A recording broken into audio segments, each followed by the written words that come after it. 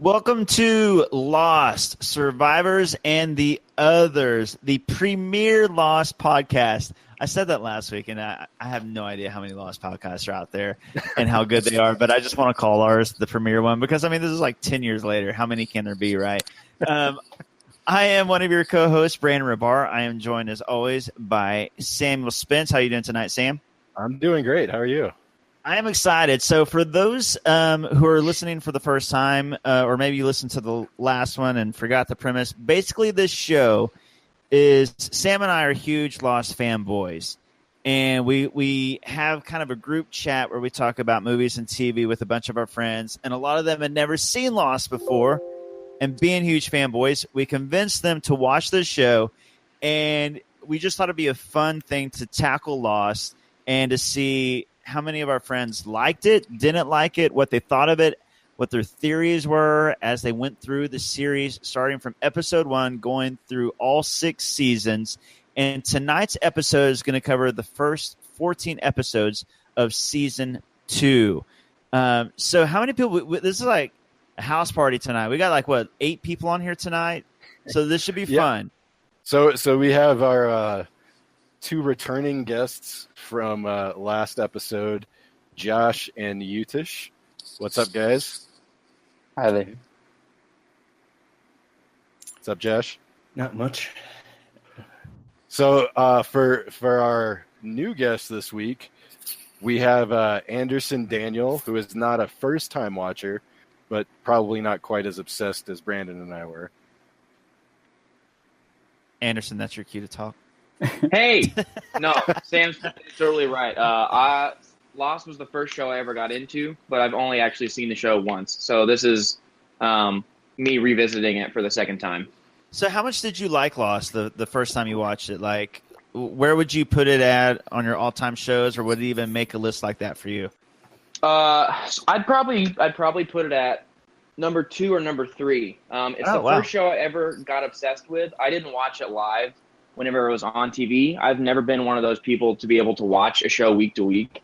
But I remember whenever it all came out on Netflix, I think I watched the entire series in about a week and a half. Whoa. Nice. Nice. No, see, that's great because that's what Sam and I were talking about last week is that for us, Lost was that show too, the first show that we got obsessed with. And I think it was that way for a lot of people.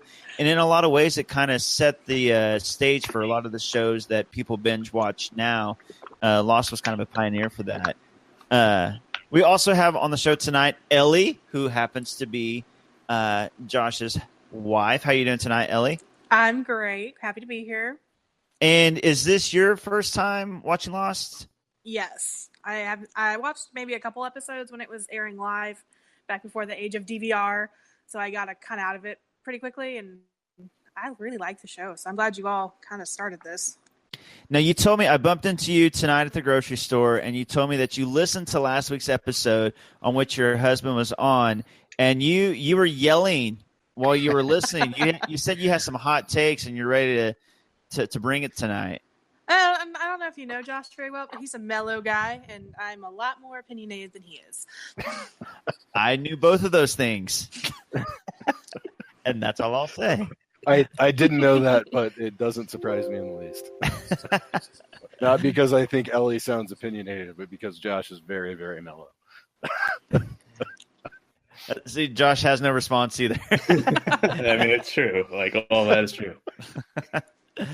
We also have is that it? Okay, that's it until Logan, right? Until Logan gets on. Yeah. Okay, cool. All right, so cue, note, pause. Okay, cool. Now we'll just chill until Logan. So one thing while we're waiting on Logan, are there any topics, like I went through the episodes and we'll kind of walk through them in chronological order, but were there any like themes or stuff you guys wanted to make sure we touched on, like you definitely wanted to talk about? I can't think of anything. Like, I mean, if you're going to go through each episode, then that should cover pretty much everything we're going to want to talk about. Right, but I also have some sort of general themes of this season at the end. So, like, okay. if there's anything like about the show in general you want to make sure we talk about, like, you know, the smoke monster as an example, like just things to throw out there. The CG on that's so bad. It's so terrible. Oh, dude, the CGI was bad at the time for the show. Like, I don't know why. I think it may be because they blew so much money on the pilot, and so like never wanted to spend money on it again. But man, Didn't somebody get fired over that because they spent so much money? yeah, the executive who greenlit it, I think. Wow. Although apparently, like I was reading, he actually did the previously on Lost voice for the first season, I think. Presumably because they had no money to hire anyone after, you know. But yeah, because the production values are great besides the CGI. Oh yeah, the CGI is terrible, but like everything else about the show is great. I mean, it's that was the big thing. It was like, you know, considered kind of one of the first shows that had cinema quality production values. But I guess they budgeted all that, and then, you know, we're like, oh crap, now we got to create a smoke monster. I felt like once the CGI was bad, they thought it was funny, and it became kind of a running joke.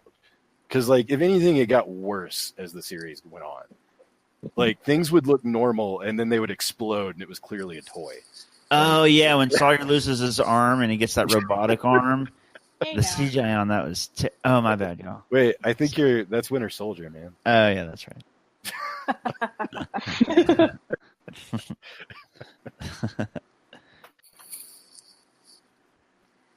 Yeah, and one thing I did, like... I had forgotten how good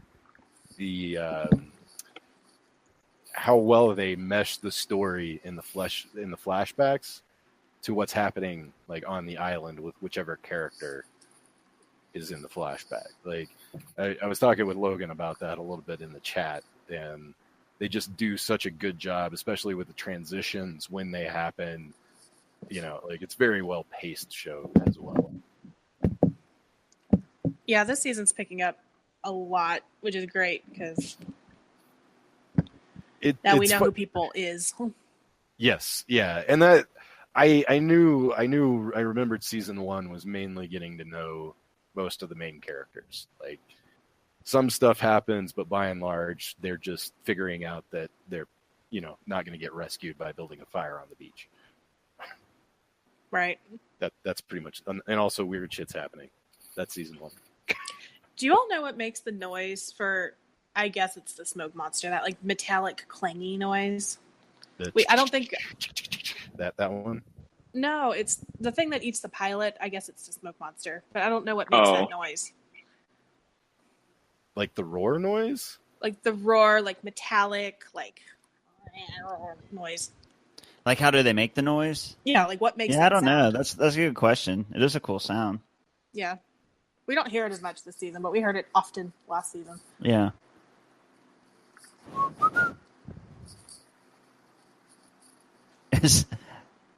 So Logan's getting some chicken parm? Yum. And talking about tapioca pudding. I love tapioca pudding.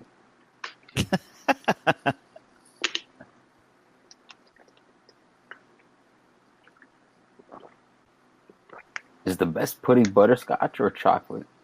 Butterscotch is good. That's an underrated flavor, just period. Chocolate's the best pudding, though. Yeah, I still got to go chocolate, though. Yeah. I want to give it to butterscotch to be, like, kind of cool and unique, but I'd be lying. I'd still have to go chocolate. I would say hard candy butterscotch is the best flavor. Yeah, hard candy butterscotch is delicious. Are those butterscotch, like, squares you get for, like, 10 cents? What? Werther's. Freaking Canada. Oh, no. You guys never had that? Like, the soft, chewy butterscotch ones? Oh, no, those screw that, man. My bad. Yeah, that's... Freaking... Sorry, don't know my candies. Man, according to How I Met Your like Mother, having bags of milk.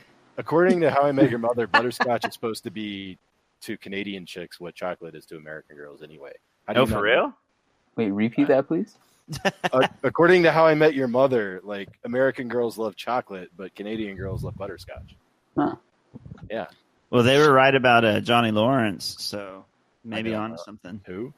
Who is Johnny? Johnny Lawrence, Cobra Kai, Karate Kid. You got to call him William Zabka for me. Hey, William Zabka. The real Karate Kid. Has anybody else watched that yet? His new No. show? No, I haven't. Yeah, it's so good. Is that the YouTube thing? Yeah, it's so good. So Nah, have you watched How I Met Your Mother, Brandon? No, I haven't. Okay. I've watched episodes here and there, but I never sat down and So watched there's it. one episode you need to watch. I think it was like season 6, episode 10. It's called Blitzgiving, and Jorge Garcia is on it, and they make a ton of Lost jokes. Oh, I'm definitely going to watch that then. Nice. Yeah, I had Josh watch it recently. Oh, yeah. It was really I've heard good. this- There I've was heard definitely a this- bunch of Lost references. So is he playing himself or No, like Okay. he's a college friend of the main characters, but they just make a ton of references to his character. They don't really say Hurley, but it's stuff about his character. Right. Okay, nice. That's awesome. Okay. Yeah. Also, he's just awesome. Like he's still great. Yeah, he's great. I'm surprised was he in Hawaii Five-0? I know that Jin was, but wasn't Hurley in it also? Wasn't Somebody Hurley was in it also? telling me Jack was in it. Like my friend was over and I had Really? Lost on, and she thought Jack was in it. Yeah, I don't know. Looking at Jorge. Because I was hoping he would be in some stuff. Honestly, I'm kind of surprised a lot of these people didn't go on to do more. Like I know. I was, like the guy who played Sawyer. Like I'm really shocked. Me and Rachel have talked about it before. Rachel and I talked about he would be perfect for like romantic comedies and stuff. I mean, because he's good looking and he's like charming and funny. I thought for sure he'd go on and do something like that. It kind of makes me wonder if some of them just made enough money that they were good. Yeah. Of course, Evangeline Lilly is Wasp now, so she's got that going on. Yeah, and it was kind of weird because like I was like, man, she hasn't. It seemed like she was nowhere, and then all of a sudden she's doing this movie. Yeah. Probably would be the best part of Ant-Man, because Ant-Man was the most boring movie of all time. I know I'm the only one. I have not seen Ant-Man. I have no idea. Sam, don't watch Ant-Man. I just, Don't get me. I mean, I love Paul Rudd, but Paul Rudd's overrated too, man. You guys got it. oh fuck that noise. Oh shit! Everything I'm actually, about Ant-Man is I'm with Sam on this one. Paul Rudd's awesome. Paul Rudd is delightful. He's the only reason. Like, I think Ant-Man would have sucked except Paul Rudd was in it, so he made it funny. Like, I think the movie would have sucked if it wasn't for Paul Rudd being Paul Rudd. Nah. What's that guy's name? He hates Mark Ruffalo too. He's Michael got that Pena opinion. is made Ant-Man. Oh, probably the only I bright forgot he spot. was in it. Yeah. Okay, so Sawyer's in a show called Colony, I know. That's the only other thing I know that he really did, which is kind of crazy. Sawyer would have been a shoe-in for anything Nicholas Sparks related, either a villain or a main guy. Yeah. I mean, somebody just needed to make a show about a con man and cast him as the main character. We would have all been golden. Ellie, who's the best looking dude? Is it a Jack or is it Sawyer? Oh, they're gonna go with Saeed. Come on. Say, I don't like either of those people. Really? Like just looks, just like based on, or do you like Jen or Saeed? Oh, of course, Boone. Boone's probably the best looking, right? I'm a Saeed girl. Nice. That makes definitely sense. Henry Gale. Henry Gale. Locke, definitely Locke.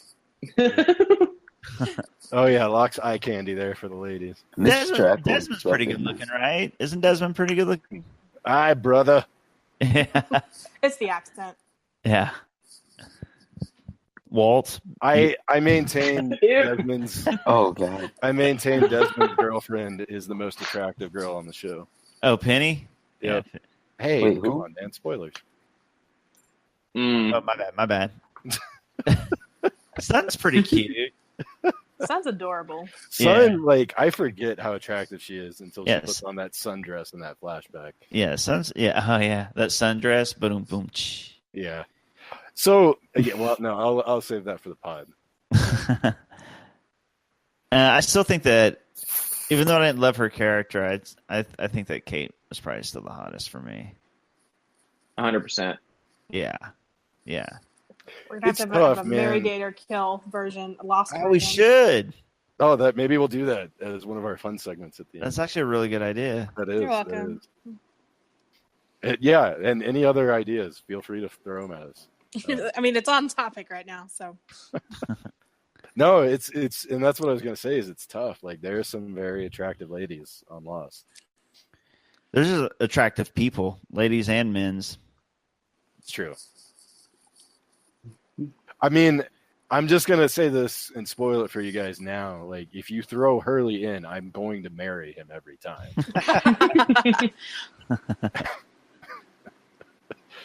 I mean, not only is he funny and caring, he's financially stable. So Right. Can I ask y'all a question? go for it. Why do Americans love ranch so much, man? Because I don't know. It's stupid. Like it's stupid, like that we like it, or ranch is stupid. Ranch is stupid. Like, well, you're stupid. It's an okay salad dressing. That's it. But you like Cool Ranch Doritos, man. Like, I do like Cool Ranch Doritos. That's not ranch dressing. I hate Cool Ranch Doritos. Yeah, Cool Ranch is like the worst flavored Doritos. Exactly. Yeah, you people have horrible tastes. Orange Doritos don't taste like ranch, though. Exactly. That's my point. That's why they're great.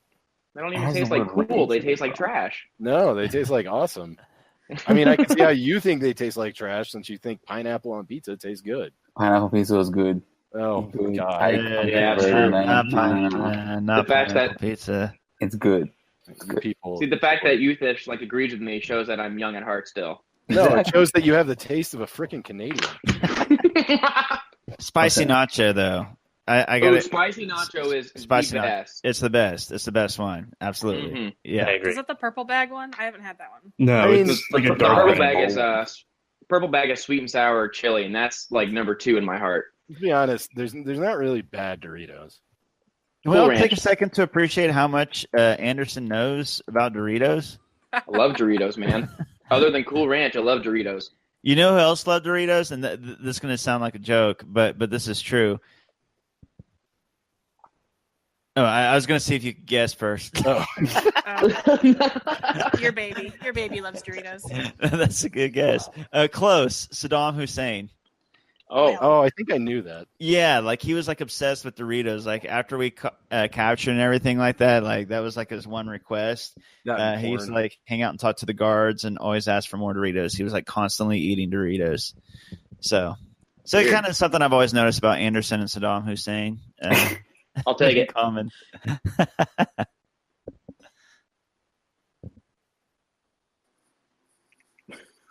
I didn't mean to kill the conversation with Saddam Hussein. Oh, God. Logan's typing in the chat, so I'm trying to figure out if he's done eating yet.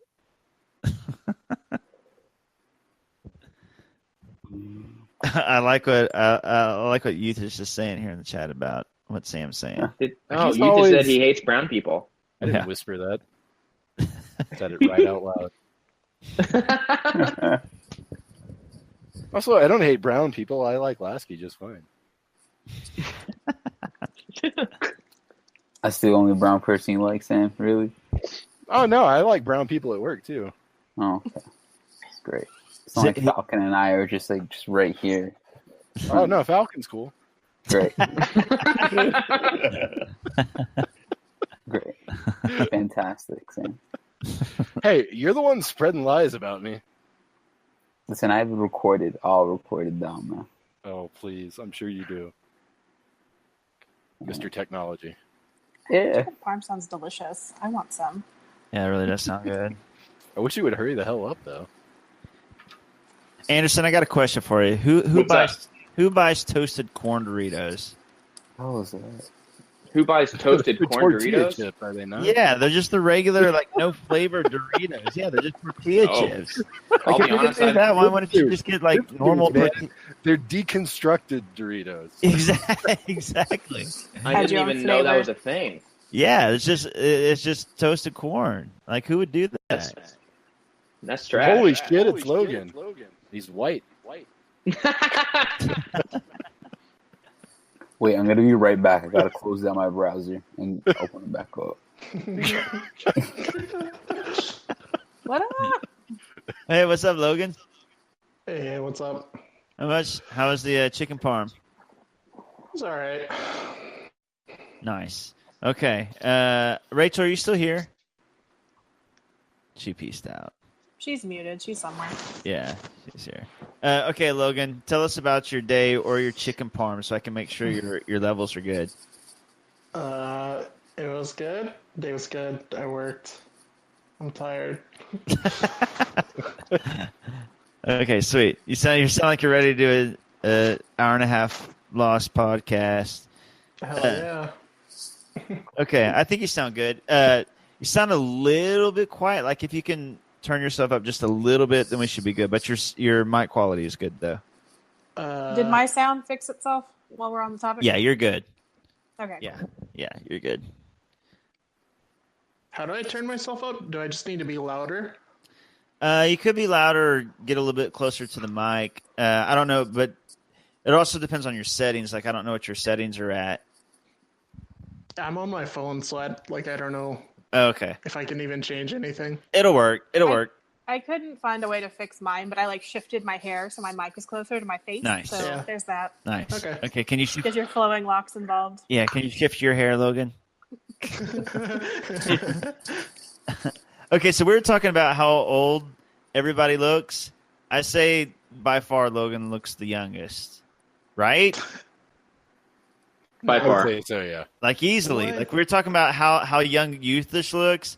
Logan looks like he's a good 5 or 6 younger than Youthish. Oh my god. That's a good thing. That's a compliment. Is it? How When you young get do to you Brandon's think he age, you looks? want to look as young as possible. Yeah, dude. That's what I was gonna. Can you imagine? Somebody said that to me. That's. You want to look like you're 15? That's the age you're shooting for? Brandon would I have will be happy say, if he looked like he was 50. When you're in your lower 20s, looking 5 or 6 years younger than you are is not great. That's true. That's true. But how nice is it going to be when he's 30 and he's looking like he's 23? I mean, sure, but I'm just saying, when you're getting carded trying to go to a rated R movie, it's a little bit irritating.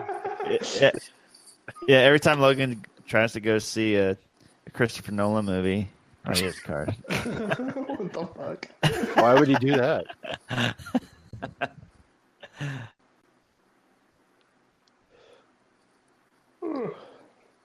And now What are you we guys gotta been wait for talking Doobie about? to get back. Yeah. Sam, it's been 2 minutes. I apologize. Okay, cool. All right, we ready to do this? Let's do it. Yeah. Okay. There he is. And note to self, editing back on. And our last guest on the Lost panel tonight is Logan, big 12-year-old Lost fan. How you doing tonight, Logan? I'm doing great. How are you? Good. I'm good. So, Logan, are you a first-time watcher?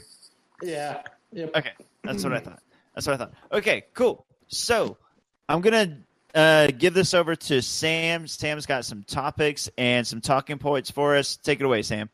All right. So for our first pod episode, we kind of just talked about season 1 and all the characters that were introduced, and we had sort of a wide-ranging discussion about the entire season.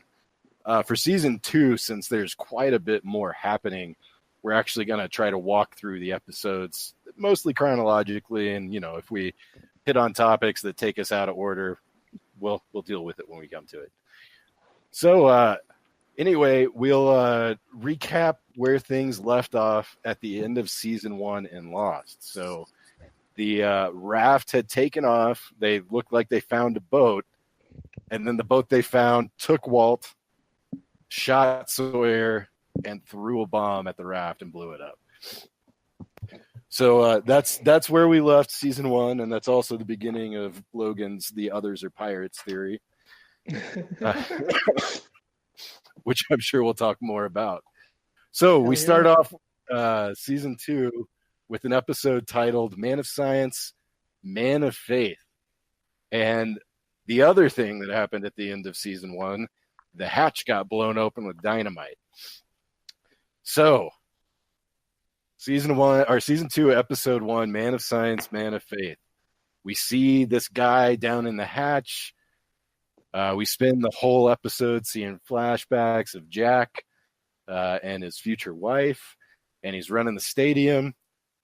We meet Desmond for the first time. So what do you guys make of Desmond and Jack in the hatch? Let's start off with Anderson this time. Okay. So what do I think of Desmond in the hatch? Yeah, so let's. I think in that first episode, right, we're just kind of seeing little glimpses of the hatch and everything, and we first see Desmond, and we see him in that flashback with Jack as well. So, like, what's your initial thoughts on Desmond? Like, is this guy going to be a good guy? Is he a bad guy? Can you trust him? Can you not? Well, the first time I saw Lost, I honestly assumed he was one of the others. I thought he might be a bad guy, and I guess maybe not even a bad guy because we don't even know who the others are. But I think the first time I saw him, I assumed he was one of those others that we've been hearing about for the last season. All right. Let's go with Ellie next, one of our other newbies. It's hard to really know about Desmond because you just see him for that little bit when him and Jack are talking, and you have the impression that he's a pretty, at least honest guy, or seems to have good intentions. He's giving him pretty solid advice about, what if he did fix her. He seems a pretty hopeful guy. And then he kind of disappears for a long time and magically shows up on this island. Woohoo, go figure. As far as the hatch is concerned, the hatch is weird. More weird because there are more hatches, and they are a little less decorated. I don't know. I would have a hard time living in a hatch, I'll tell you that. Well, what about after living on a beach for, like a month? I think I'd rather live in the cave than the hatch. I just like to wander around, but it's curious that there are several places designed on the island where people are supposed to live in pairs. Oh, okay. That's an interesting thought. Yeah. All right. What about you, Josh?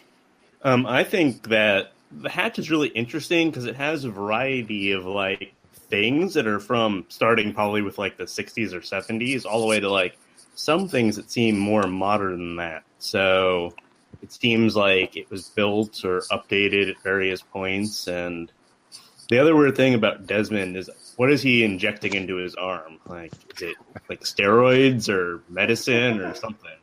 That's a good question. Does anybody have an idea on that? Probably like B12 shots or something. I tried really hard to catch the screenshot that had the label, but they purposely turned the label away, and it really irritated me. But I love that you did that though. That's like full Lost fandom is when you're doing stuff like that. And when you realize that work in a medical field, so I'm familiar with medicine, so I was wanting to get an inside scoop, but no. Yeah.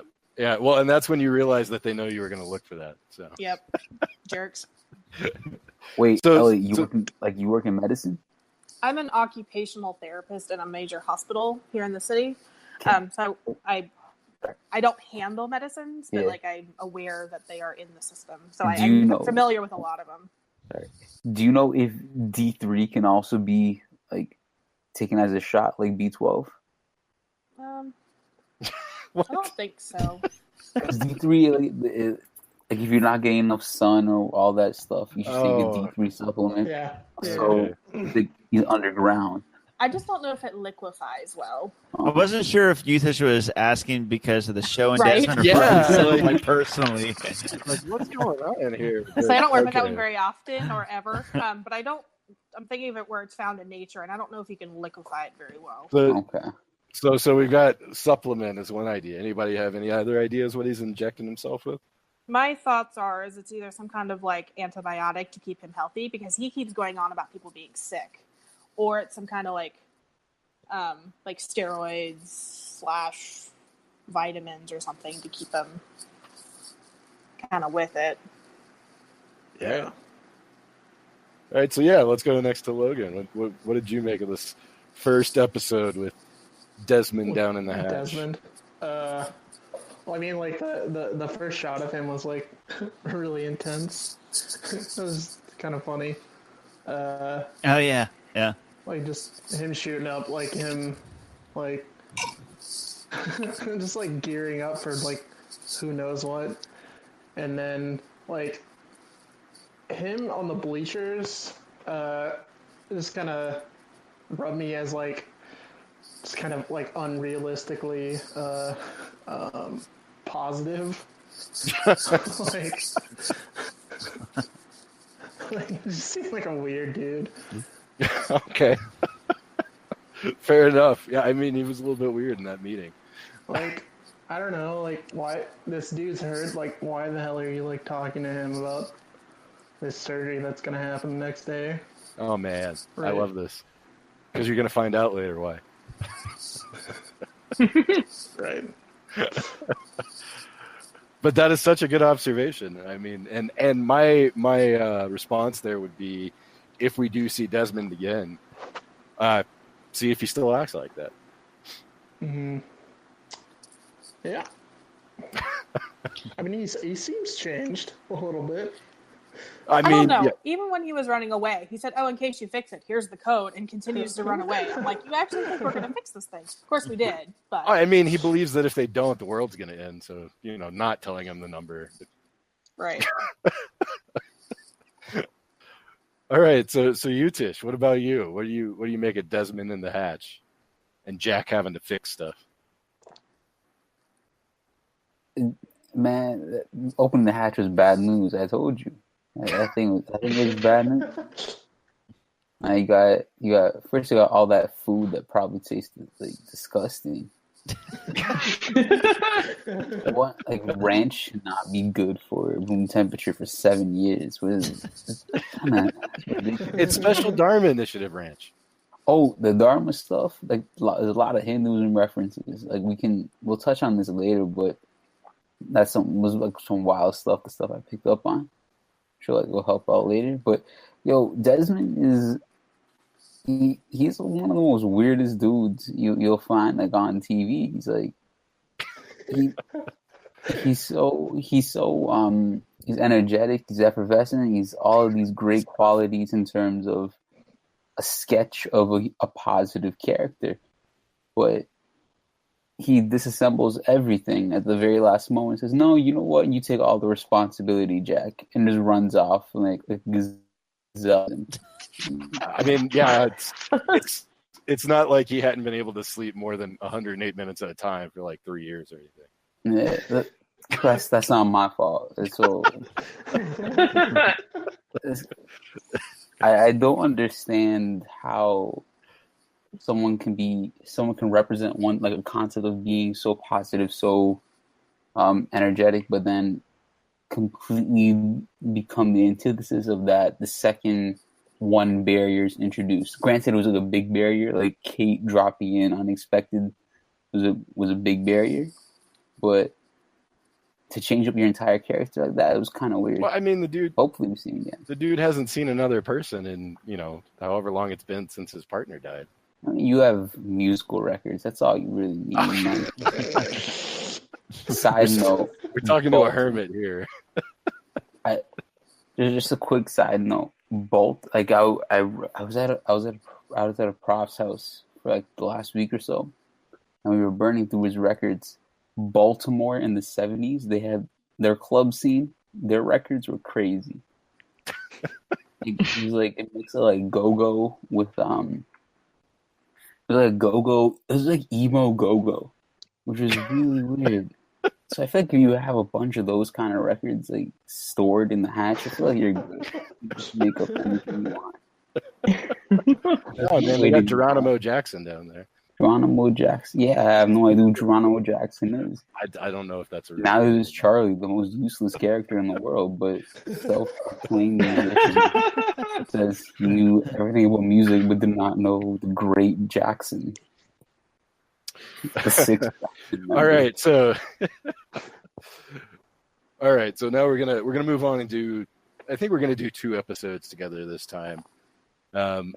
So the next episode 2, is called Adrift, and this is the episode where we see what's been going on the raft, and the backstory focuses on Michael and his not his ex-wife, his baby mama.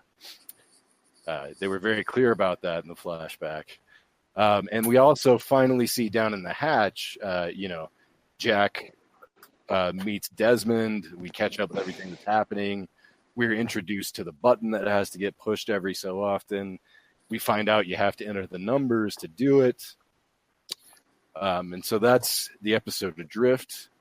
Episode 3 is called Orientation. And so this is when Locke is shown the video about what this hatch they found is. We hear about the Dharma Initiative for the first time, and they mentioned something in the video about this being an electromagnetic station. So let's start with Josh this time. So what do you make of the Michael's backstory? With his ex-wife, the hatch with the numbers and the button, Dharma, electromagnetism. What's going on with all that?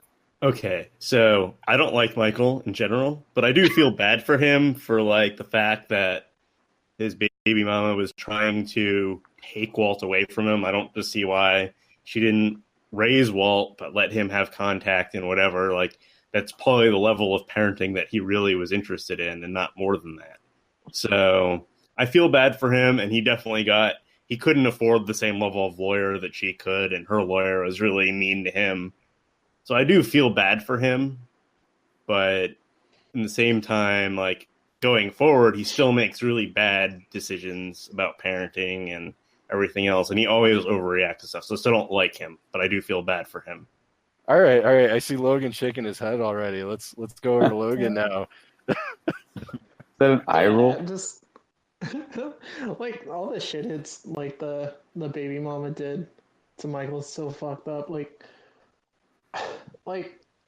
it makes zero sense to like I guess her reasoning, right, was that like she wanted Walt to have like one father, and it to be this dude who doesn't give a shit about Walt, right? Was that her reasoning, or was it like just that Michael shouldn't be in his life?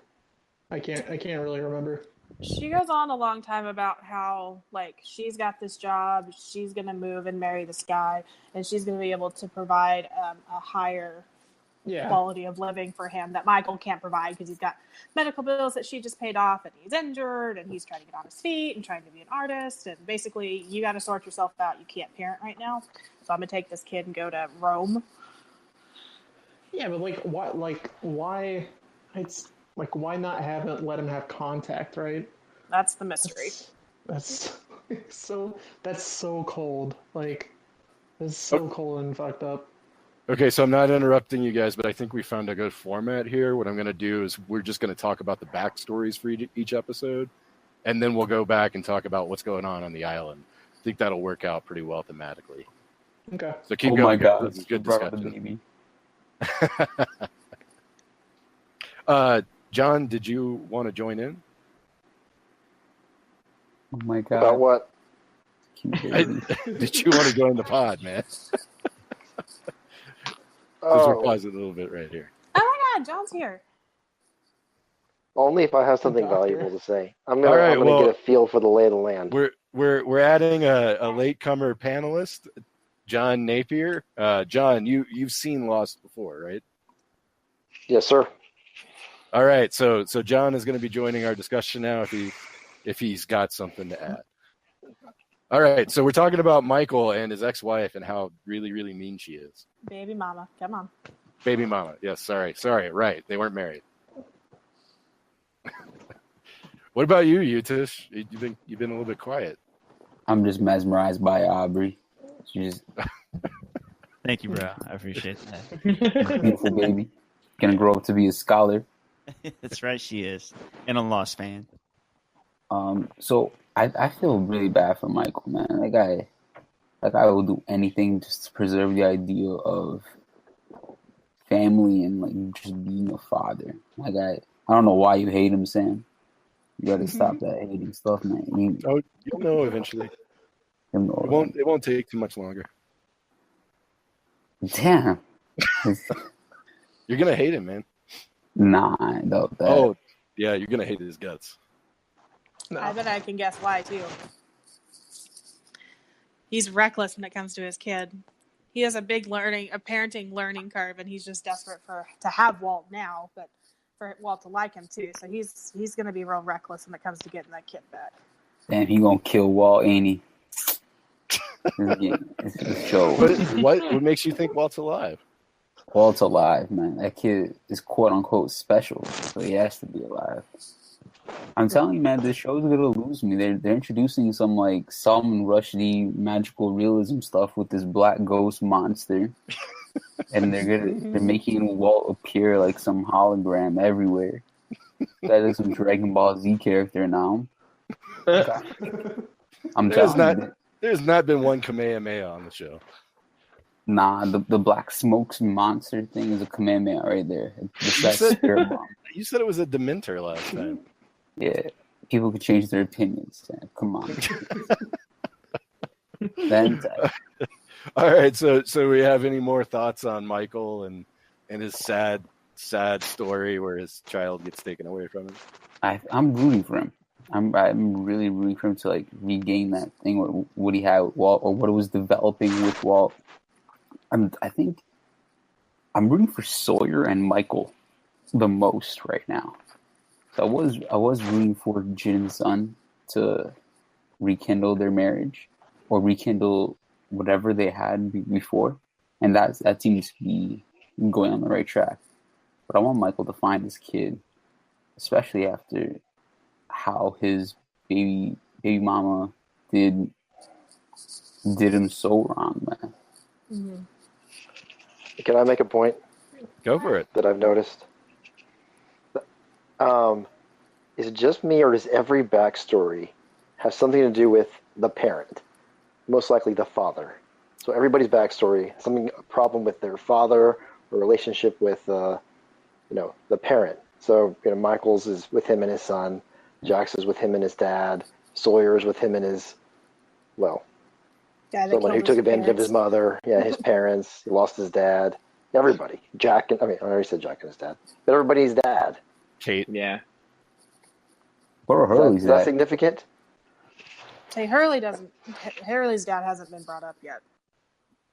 But isn't that ruining my theory? Isn't that kind of significant though? Right? His dad's not in his life. Absence of a father is still prominent. Damn, John, you smart.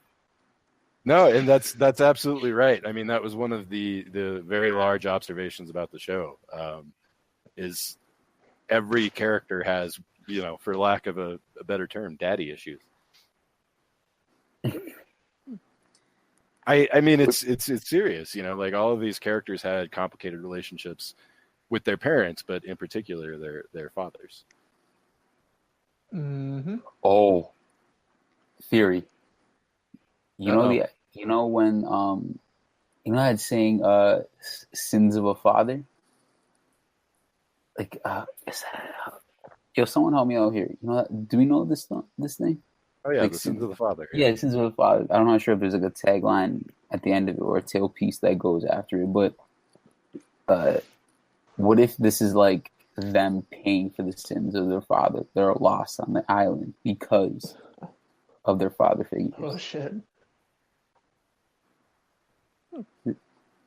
Because of them, how? Pardon me? That's wild. Because of them, how? Because Jack's dad was I think abused his power as the chief of medicine, chief of whatever he was. So all right, Jack has to suffer. Hurley we don't know yet. Kate we don't know yet. I'm not sure. You should know about her daddy. Kate's father? Yeah. Yeah, Kate's dad. What? Yeah. About that. Well, it's abusive. We'll get there. I think that's probably one of the episodes he read. Oh. Dang. Oh, dang. Great. All right, so we'll revisit this theory in a bit. So moving on, the next episode deals with Locke's backstory. And Locke is in anger management groups and meets a lady named Helen, played by Katie Seagal, one of my favorite actresses of all time. So what do we think about? So this is another Locke episode. We've had a lot of Locke backstory. What do you guys make of this anger management Locke who likes to sit outside of his dad's compound? Let's start with Anderson this time. For me, Locke is, from the beginning of the series all the way till, whenever his end of his series is, he's just like the most absolute polarizing character of all time. Like one episode you're rooting for him, the next episode he's like your least favorite character on the show. And at this point, like, you just feel so sad for the guy. Like, he's gone through so much as far as like being paralyzed, like no father, and then like he has this great relationship with this great lady, but he just can't hold on to it because he just can't let go of his father. So like at this point in the series, like you just gotta feel bad for the guy. You know what I mean? Yeah. Anybody not feel bad for Locke? I feel bad for like flashback Locke. Like always. Like the flashbacks always like really suck. Like, but Island Locke is just a totally different person. I'd agree with that. I think you kind of nailed it. I know the first time I watched it through, that was my opinion. I probably went back and forth on Locke more than any other character in the show as I watched it, until there does come a point where you kind of get Locke and where he's coming from, what he's all about. But until then, I think I went back and forth. And Logan's right; like those flashbacks will happen, and you just feel so bad for him. But then the Island Locke shows up, and you just kind of think he's kind of a jerk. Right. I have a hard time with Locke because flashback Locke is obviously trying to find his place in the world. All the anger management, and he got double crossed by his biological dad and all that stuff. And then he's trying to make kind of a new thing for himself on the island. He's like trying to be the person that can go hunt for and all the things, which you see in the flashback of him in Sydney when he's in the wheelchair and he's unable to go on that hunting trip, or I think that's what it was. Yeah, the walkabout. And so, but I have a hard time putting exactly what it is on Locke, but I'm not quite. He's very persistent. I think that's going to get him into trouble. I think it's almost gotten him into trouble in Hatch because his determination to be down there, just about him and Kate shot. But at some point, like flashback Locke at this point is up and walking around, and he's got this girl who seems to be pretty interested in him, and that seems to be going quite nicely. But at some point, he stops walking, he stops having the girl, and then he's having really sad conversations with the sex lady on the phone. So like something big happens in there that we haven't found yet. Yeah, and that's a great observation, because that's one of those things where Lost really uses that flashback structure really well, right? Because they're not really telling you at any point in time, like they don't pop up the year or the location or anything like that, like another show might. They force you to use context clues to figure out where in this person's storyline is this taking place, right? You at the beginning, they're kind of clever with how they show him as he's sitting down, so you don't know if he's in his wheelchair or not, and so that's a really good observation that this had to have been earlier because he's still walking around, he's not talking to a sex caller and calling her Helen, who we've just met the real Helen.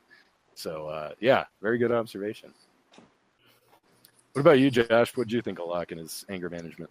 I mean, I think for the anger management part, I think he's right. The other people's problems were kind of trivial compared to like what happened to him. But I don't necessarily think you should go into like a support group and just make fun of everybody else. But I think the thing where I felt really bad for him was when his dad got in the car and told him he wasn't wanted. Like that was really like mean. Like he could have probably gotten Locke to go away if he was just like a little bit nicer about it. He only like fueled Locke's hate for him that way. Yeah, what was that? The line was something like, "You needed a father, I needed a kidney." That's what happened. Like, geez, that was rough. Yeah. What about you, Utish? Man, you can't help but feel sorry for Locke. Like the crash was supposed to be like this panacea for him, like, and then that solved everything. Like, oh, he can walk now, so he's good. He forgets about like his father, forgets about all these things, or what we think It's like, oh, he forgets about all of these things that just ruined his past life with him. But I think I'm on Logan's side here. Of course, I'm on Logan's side here because his opinions are always right, you know. I want Locke to be wrong because it's getting boring just having Locke be right all the time, or having acute awareness to the point where he's never wrong. Like he's becoming Jack level boring. But so I want to ask the group a question. Is Locke always right?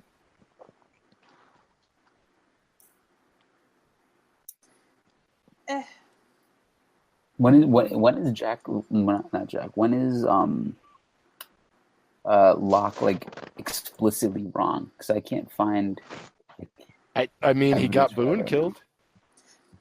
Yeah. That was his selfish intentions. I don't think that. I think he had that all mapped out. And that was that persistence thing I was talking about. Like, he was very persistent. He needed to find this plane, fully knowing that Boone was going to get injured to the point of possibly dying. Like, he knew that. He knew that going in. Yeah. Well, remember though, in that episode, his legs were going numb again. Like he was having trouble walking. Yeah, I don't think the crash fixed him. I think the island is keeping him walking, but I can't figure out how. There's something about this island. I haven't quite decided what it is yet. I think it might be like some electromagnetic field or something. Because you know that thing. You know that thing when they go in the hatch and that wall is like magnetic, and Jack's key keeps on going towards it, right? Yeah. And then we talked about like quick tangent. Like, you know, so Dharma's like the principal, right? The principal of everything. So in Hinduism, like the number 108 minutes, it's important. It's important in Hinduism and Buddhism as well, because it represents the constant and represents the planets housed within the zodiac signs. Wait, what's the constant? I think the constant is in like Hinduism or like in this story right now? Yeah, you got to explain the constant thing. Yeah, in Hinduism. What is it in Hinduism? Okay, so 108 is I think it is the most important number in Hinduism. Correct me if I'm wrong, but I'm Hindu, so I feel like I have some clout here. It's so 12 by 9 is 108. So the 12 zodiac signs and the 9 planets, it creates the idea of the constant in terms of what goes around comes around. So, like prayer beads called malas, they have 108 beads because they represent 108 steps. A lot of temples, they would have 108 steps within their actual like architecture itself. That is amazing. I did not even know this, and I'm a huge Lost fan.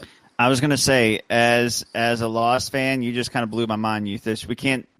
And I knew about I can't tell you why, but you kind of blew my mind just then. And I knew about the Hindu connections with Dharma and all that stuff. Wow. Okay, so just to pause real quick, Josh, what did you notice about 108? That all the numbers, the 4, 8, 15, 16, 23, 42, add up to 108. All right. Oh, shit. Yes, this is all done on purpose, but I like reading all these ancient texts as a kid finally paid off by watching this show. Believe me, man. I had a friend who was really into philosophy, and I was really into physics, and we all felt that way. So would you say that one of you was a man of science and one of you was a man? Oh God. Yes. You all joke about that, but faith comes up a lot in this series, and I imagine science is going to start coming up a little bit more. Yeah, they're both very much a part of this show. I'll say that. And magic is going to come up too.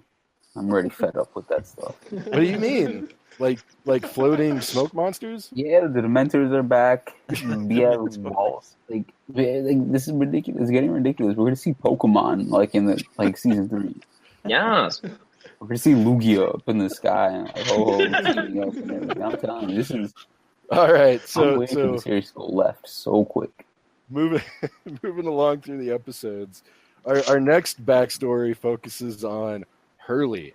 Everybody hates Hugo, and this is the episode where we see him actually win the lottery, and on the island, he's been given charge of the food, and he's afraid that this, everybody turning on him's happening again. So what did you guys think of Hurley and winning the lottery? Like, was he overreacting? Let's start with Utish this time. I apologize. Can you repeat the question? Hurley, why does everybody hate Hugo? Because they all hate joy and happiness that Hurley brings. Guys, we're talking about his backstory where he won the lottery. Yeah, this guy. I still don't know why he's the butt of every single joke and like every single thing. Can he just get one episode where he wins? Like he just wins. I think the closest thing he got to winning this entire thing I've seen was that he got to keep. Still there, buddy? That's like the only winning moment he's had so far. Like, can he get something more redeeming? I'm waiting for Hurley to. Hurley's such a good character. Hurley, I'm telling you, Hurley is top 3. Will always be top 3 for me. For a variety of reasons. But this guy needs to have an episode where just things go right for him. That's all I want for him. Well, don't hold your breath. God. All right, Ellie, what about you? Would you make a Hurley win in the lottery? I mean, I'm stoked that he won it because, I feel like he was he was working at a chicken place, for crying out loud. And he seems to have done well with it. He's his little financial advisor guy who seemed... Okay, the funny thing I thought about that episode is they talk about the box company that they own, and I wonder if that box company is Locke's company, but that's, more tangents I can play with all day. But I can see why he would think everyone would hate him because of the food. Because his little friend at the gas station with him was not thrilled that Hurley had not told him that he had won the lottery. And, all of a sudden things start going horribly wrong, that he had all these... I don't know. Like, I can see how having all of the things he didn't used to have was causing problems for him. And for it to happen again, I think would just be too much for him. Yeah. What about you, Logan? Yeah, I just... What's the question again? What do we think about Hurley? Like, I'm eating food with dynamite. Like, right. He wasn't just upset. Like, he was ready to... Yeah, he was... I mean, it's like, that's... Like, I guess having the responsibility over the food is, I guess, his island's version of, like, winning the lottery. And he already, like, went through some shit the first time, right? And, like, based on, like, the scene where he's in the van and he's giving that adorable look to his friend who just finds out that he won the lottery. Like, it seems like it didn't go well after that, probably, as far as, like, the friendship goes. So he probably just doesn't want the responsibility because he doesn't want people to hate him, right? And just sucks. I mean, do we think... Was Hurley happy before the lottery? No. No. But he definitely doesn't seem like he was happy after it either. What do you think, Josh? I mean, I think that he was kind of unhappy before, but it was what was familiar to him. And then once he won, I think his reaction when he won to not tell anybody was a very realistic reaction. Like, just tell everybody because he wouldn't want them to treat you differently than before. That girl were out before everybody knew that he was going to be rich because he didn't want her to just say yes because he's rich now. Yeah, and it almost felt like, he would have been almost content to go along pretending like he never won the lottery if he didn't need to quit his job. Like he was having so much fun that day right up until his friend said, But, our fun's almost over. We got to start applying for new jobs tomorrow. That's the point at which Hurley is like, well, actually, you quit your job because I'm an asshole. Not really, because he's Hurley. But, that's how his friend's going to see it. What about you, Anderson? Thoughts on Hurley? I just never really understood, why not just tell your friend, you won the lottery? I know he was conflicted. He was like, I don't know if I'm going to take the money, man. I'm holding this ticket for however many days he held on to it. But, that's your, ride or die. Why would you not even bring it up in the first place? I don't know. That just seems like a crappy way for someone to find out that you won the lottery, I guess. Or at least your best friend. You're with them, and then all of a sudden, they're surrounding your van. But I want to talk more about that girl at the video game store, because I can't remember if that story goes on any farther, but I want to see Hurley fall in love with this girl, you know what I mean? So if anyone deserves to fall in love, it's Hurley. Fuck. That's fucked up, man. What, so Hurley doesn't deserve love because he's cursed? Hey, it's just gonna add to how sad his story is.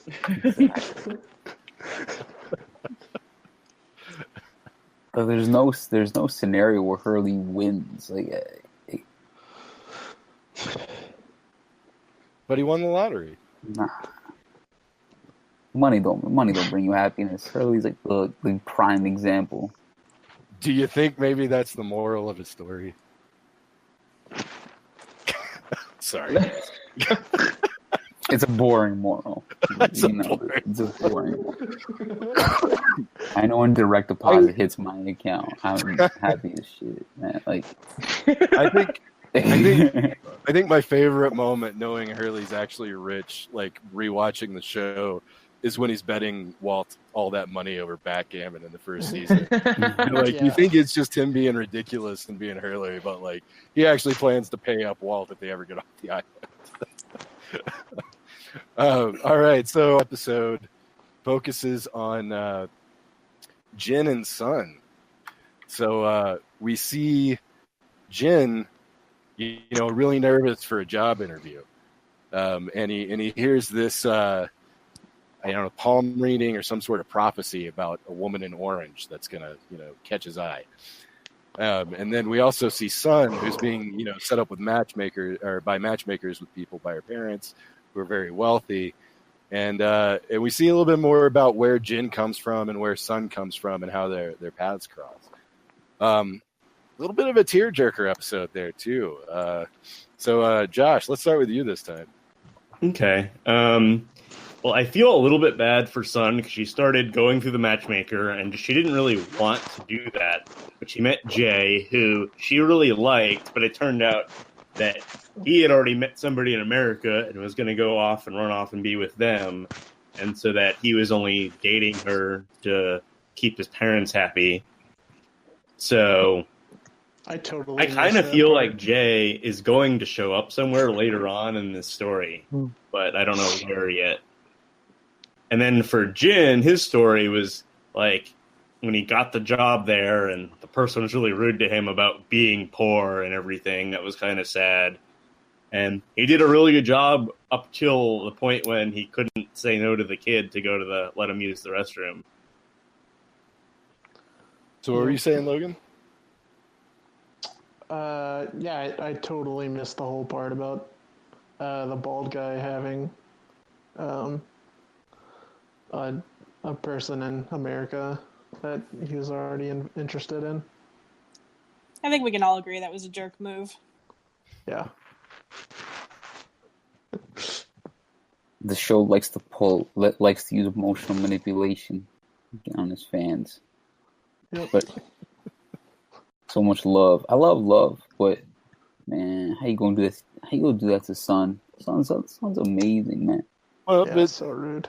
But if that guy wasn't rude to her, she would never have met Jen. Yeah.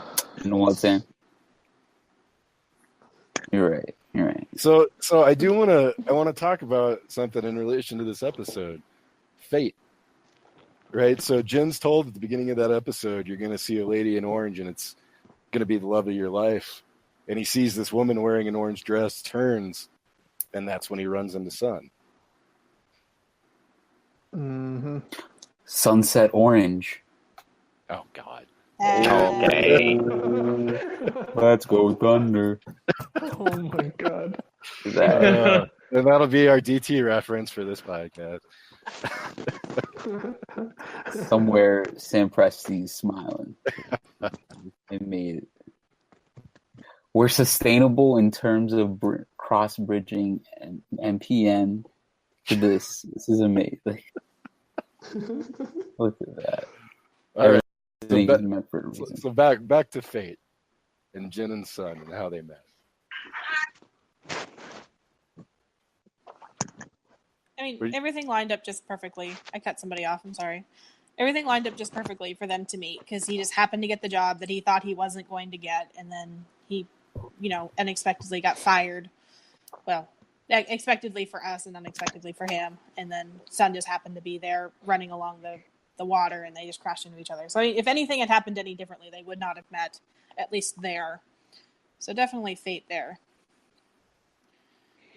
They do a really interesting thing with Jin's character, because really season 1 sets him up to be like a character you just don't like. Like, he's ruthless and he beats up Michael, and he's kind of hateful, and he's got this terrible backstory. And now he's kind of cute. I don't know.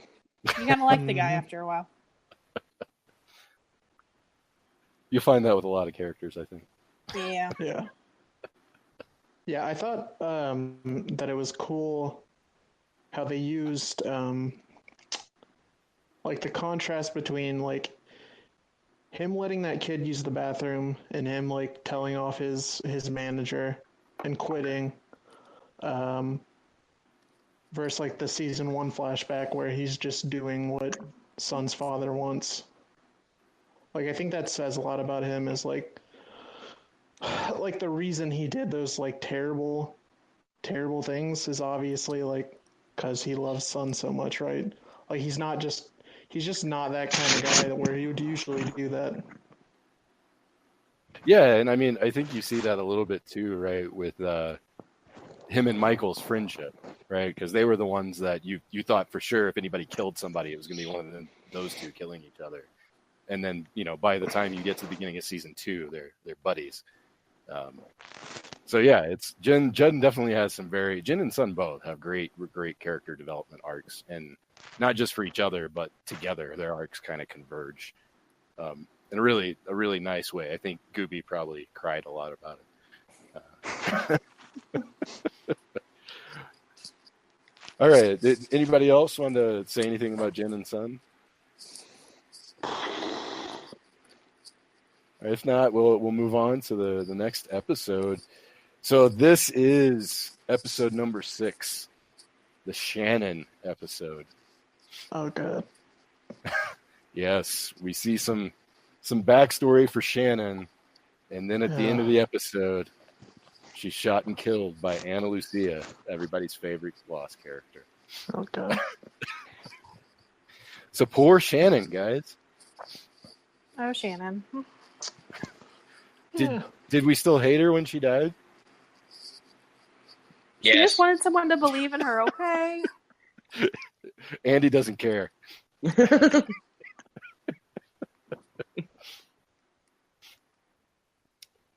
mean, I feel she was more sympathetic in her backstory and everything that happened to her and her stepmom not giving her any money and all that. But she still, when she was on the island, she still was like very selfish and whiny and everything else. Yeah.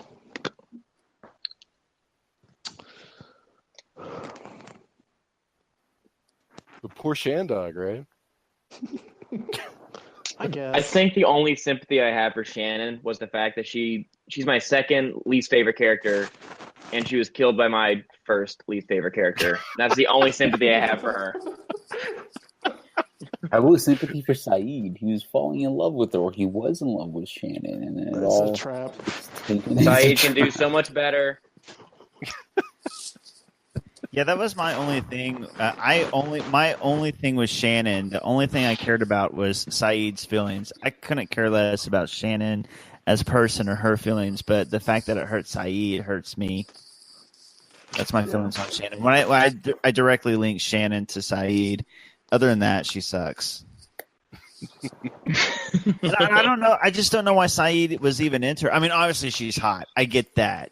And you're on you're on an island, and you have limited options because a lot of the women either have guys or whatever. So I mean, the limited options. I get why you'd fall for Shannon, I guess. But yeah, like his like real love, like in the his flashbacks and stuff. Oh, Nadia. Yeah, Nadia. Yeah, Nadia's way better than Shannon. Wasn't Nadia a criminal? The thing. I mean, she did stuff with her life, though. Let's be honest. Everyone's a criminal on this show. Wait, what? Are we watching CSI and I missed it or something? Except for Vincent. Vincent's not a criminal. True. You slander Vincent like that. The best character on the show, man. All right. So our next episode, The Other 48 Days. We see the backstory of the tail section survivors. And so at this point, let's kind of catch up with what's been going on the island. So our original, front section survivors have found the hatch. They're pushing the button. Michael and Jen and Sawyer have been captured by the tail survivors, who are now, following them back to the front of the plane survivors camp. Michael's run off at one point. Mr. Echo's gone after him. So let's talk about the tail survivors and our new characters. We got Mr. Echo, Libby, Bernard, Ana Lucia. We had another one for a minute, but she disappeared really quickly. I can't think of her name right now. Cindy? That one. Yeah. The stewardess, right? I like Cindy. It's flight attendant, not stewardess. Oh, sorry, John. Sorry. It's 2018, man. Yeah, but this was filmed in like 2005.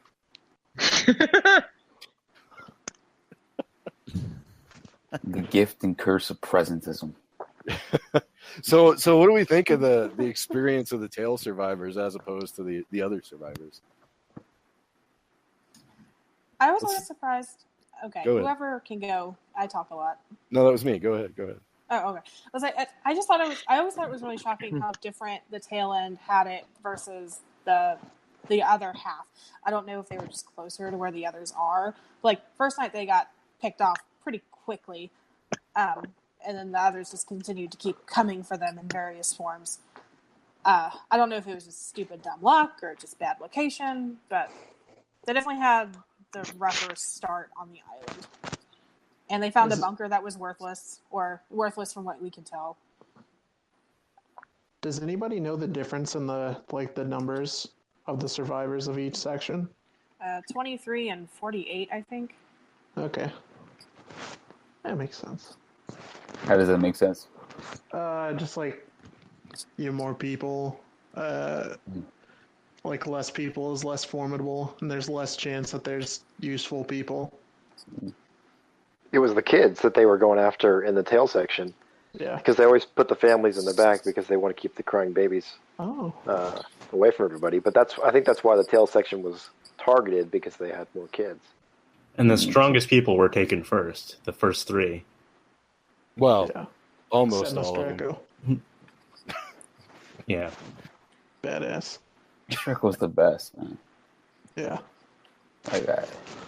I mean, the moment where he, finally breaks his vow of silence after killing those two guys was pretty epic. I also love, I'd forgotten watching that episode, how good that actor is at conveying something without saying a damn thing. Mm-hmm. When he was in his vow of silence, the looks he gave were pretty damn intense. He's the best. I would say the actor's name, but I can't pronounce it for the life of me. It's Dwal Akinyu Ajabe. Of course it is. Brilliant. It's something like that. I mean, I'm fairly close, I think. Yeah. Mr. Echo is amazing, though. I don't want to get too much into him because he's spoilerific, but I will say when I was at this point in Lost, I probably more instantly liked Mr. Echo than I did any other character. Like, oh yeah, like I was faster to like him than anybody else on the show. Yeah. Oh yeah, Echo's amazing from the beginning. Yeah. Like the very first moment you see him, like when you think he's an other and he knocks Sawyer out, like I'm like, I hated the others, but this guy's kind of cool. Well, he's such a cool combination of like badass, but like this quiet. I'm not going to say much more. He's the perfect. Well, he's almost literally the incarnation of speak softly and carry a big stick. Yes, like, he is. Mm-hmm. I mean, like literally, he carries around a big stick. Yeah. Yeah. I think it's opposite of a lot of the characters we have now, because a lot of the characters, they just react quickly to things. But Mr. Echo, he'll like look and he'll like watch and he'll like kind of play conservatively, and he like tries to keep everyone together and like mostly alive and intact. I think that's really nice because we have a lot of players that are just going off of just reactions and just trying to fend for themselves. So I'm really curious to see how that's going to go later. He's a better version of Locke for like the tail section of the plane. He's not as like they're like Locke and Mr. Echo are both like cerebral in their approaches, etc., but Echo just has some gravity towards him, which makes, I think, the reason why we all liked him, or most of us liked him immediately, was just the way like the actor just portrays him. He's less phonetic than everyone else. He knows what he's doing. And his back, like the dedicated episode, that was touching, man. He has a messed up backstory. The thing that I think is really interesting watching this again is Echo never tries to take over. Like, he's not trying to lead anybody. He's not trying to be Jack. He's not trying to be Locke. Echo just wants to do his thing for the most part, until he sees that statue that Charlie's got. And you see a little bit of a different side of Echo at that point. But he stands in contrast to the other people, that he's not, at no point is he stepping into things to lead. But as we saw when he gives the banana to the guy who's in the cage that Ana Lucia built, he's also not going to just go along with what somebody tells him. So Ana Lucia, we all hate her, right? Oh, good. She has her quips. What's that? She has her quips. Quips? What's that mean? Quips is like a little funny saying, where it's like, oh, they have their little defaults or their flaws.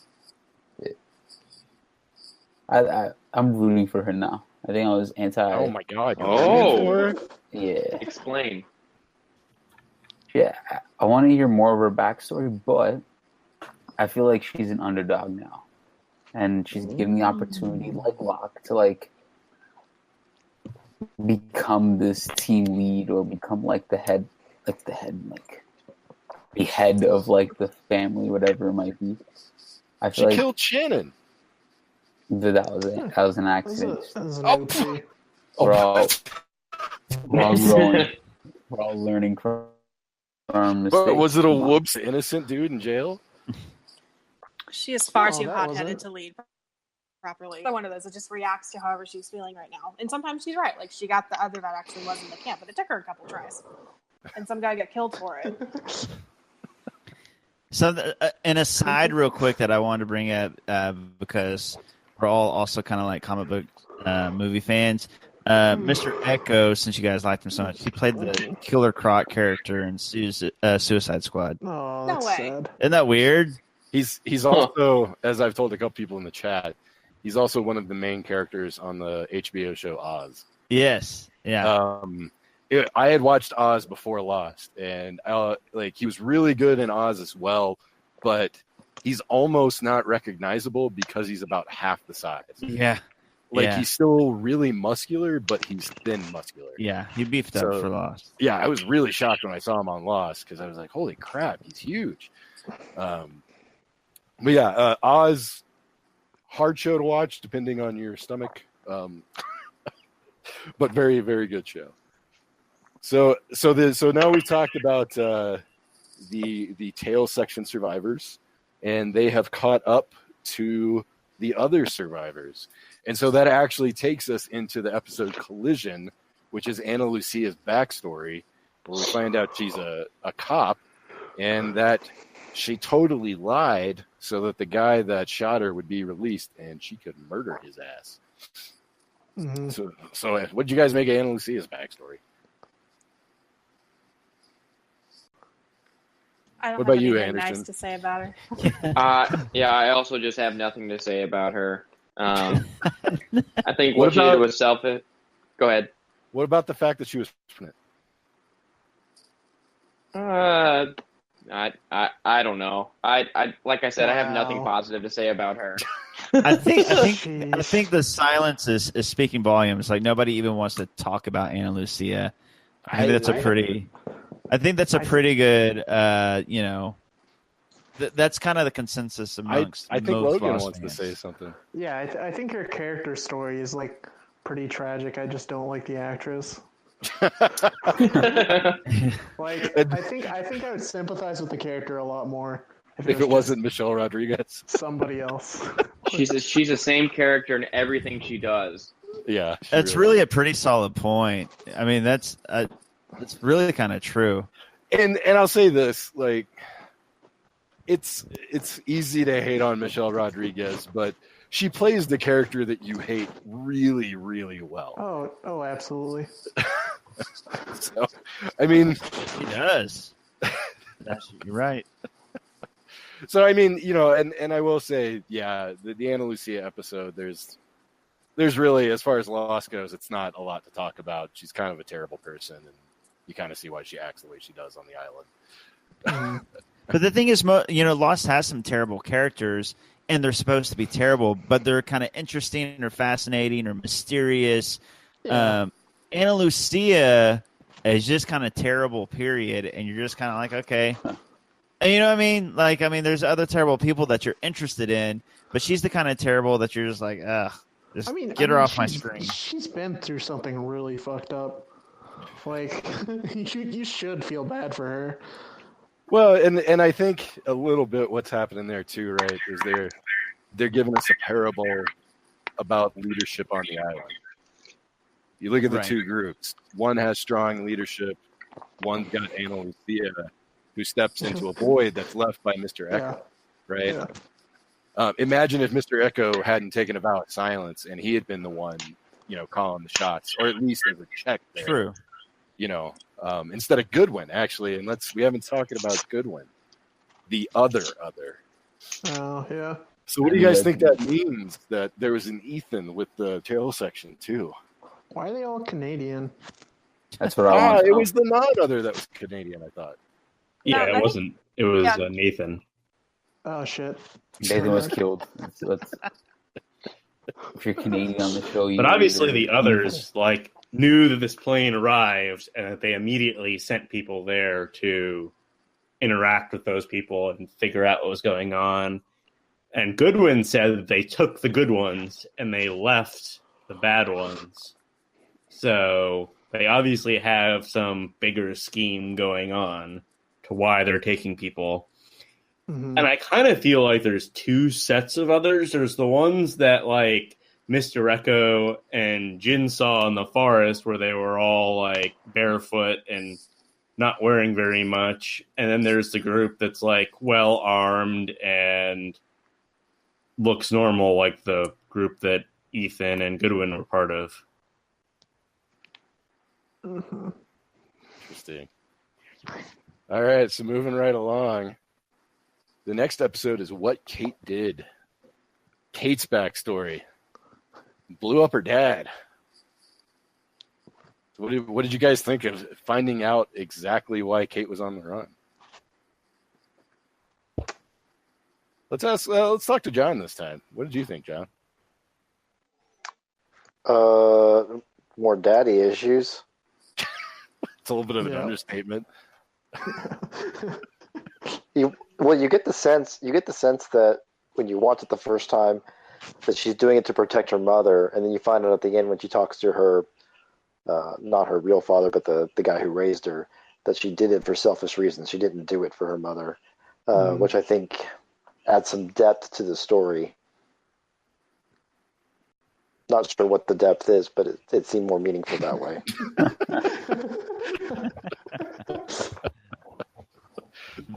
Yeah, so what did you guys make of that? Especially the part where she asked her dad if he knew that Wayne was her father. Why didn't he kill him? Not really sure why she was expecting him to kill Wayne. I forget what her dad's actual name is. Sam Austin, I believe. Oh, wow. Very all-American name. Holy crap. Colonel Austin, if you prefer.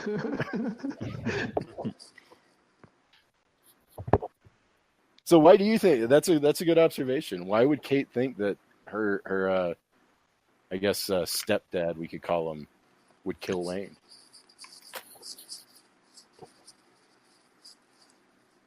I mean, she might just want somebody that like sympathizes with her too, like, or that he would feel the same way about being angry that he raised like a daughter that wasn't his, and he didn't, or that she didn't know about it.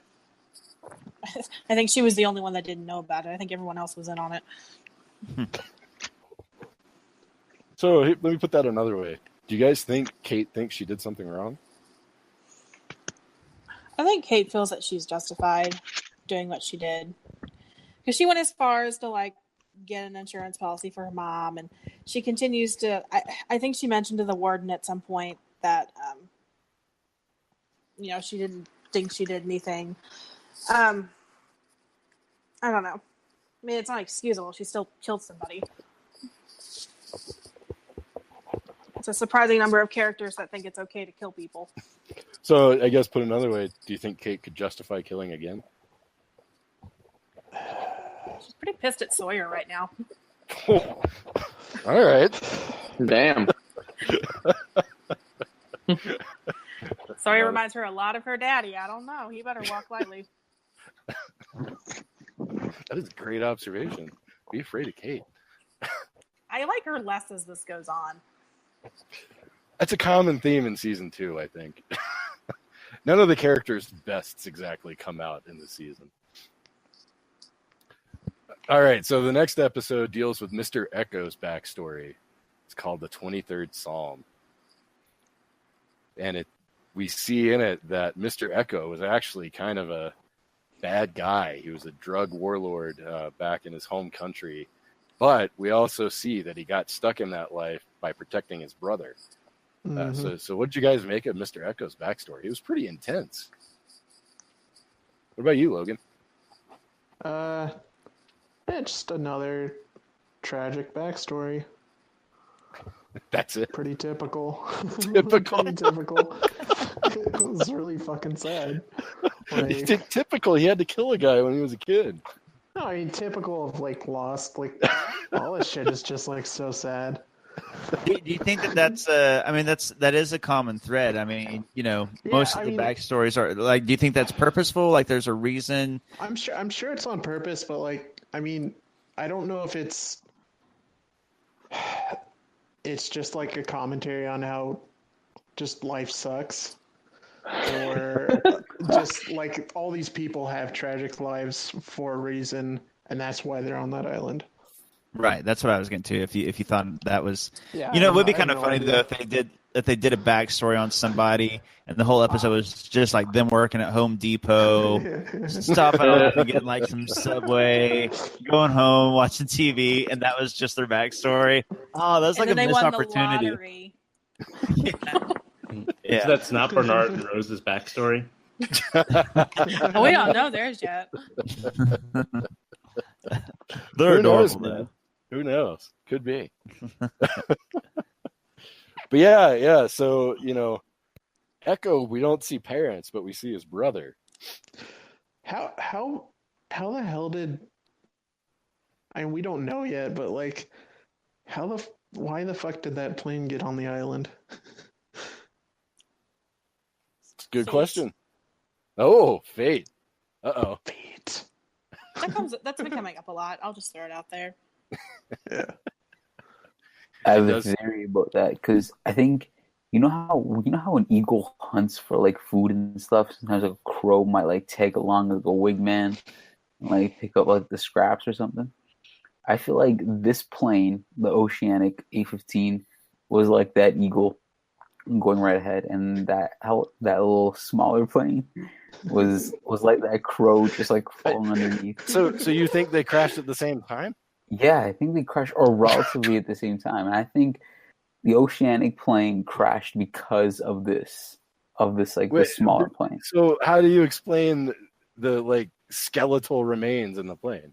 Don't worry about it. Yeah, Don't worry about it. just don't ask questions. Just go with the flow. You start appreciating art instead of questioning it, you know. So what does everybody else think of Gooby's eagle crow theory? I mean, in Charlie's, well, we haven't got there yet, but in Charlie's episode, which is like 13 or whatever, in his little dream sequence, he also sees the plane crash in the background. Oh yeah. Crow eagle theory gaining steam.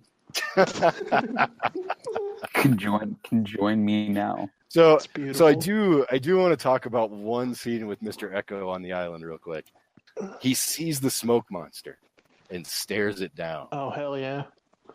What you guys make of that shit? He's the best. The CGI was really good.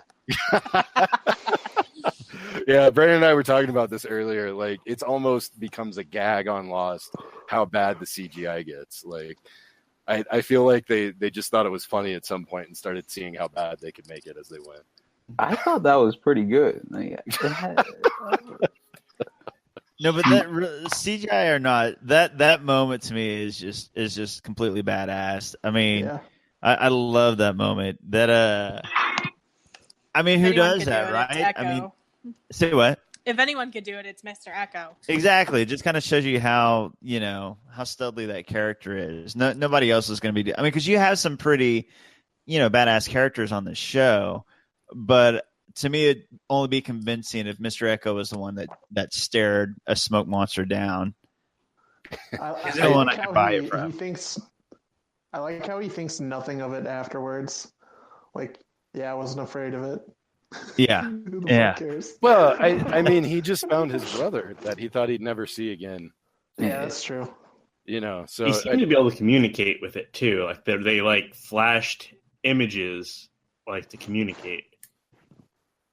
He's the hero that the survivors need, but not the one it deserves right now. Oh no! Oh hell yeah! Logan, oh hell yeah! I did. Somebody alluded to this earlier, but I think I said in the chat, Echo is the man Locke wishes he could be. Yeah, this guy. Yeah. Oh yeah. But they don't deserve him. The survivors don't deserve Echo. They just don't. They're not ready for someone of that much prowess, that much like awareness. All right, so the next episode. Wait! I got another Echo. I got an Echo observation. Yeah, go for it. Okay, since we were talking about daddy issues, how about this to blow your mind? Whoa. His brother is a Catholic priest, and what do they call Catholic priests? Oh my god! Oh my Dun goodness! dun dun. Lost. Mic drop. No, that was good. And that's the thing is if you think Lost didn't do it deliberately. All right, so moving on. The next episode is a Jack backstory. It's called The Hunting Party. And this is the Jack backstory where he and you find out his marriage is breaking up. The couple want him to do the really risky surgery. His dad's telling them not to, and then they're like, "Hey, old man, we're not here for you. We're here for Jack." And then this one, actually, the action's kind of more on the island. Michael turns on Jack and Locke and puts him in the armory and locks him there. So do you guys have any observations on Jack? I mean, we get a lot of Jack backstory, and I know he's not the most popular character out there. Yeah. Yeah, I kind of figured. And he's fine. I don't.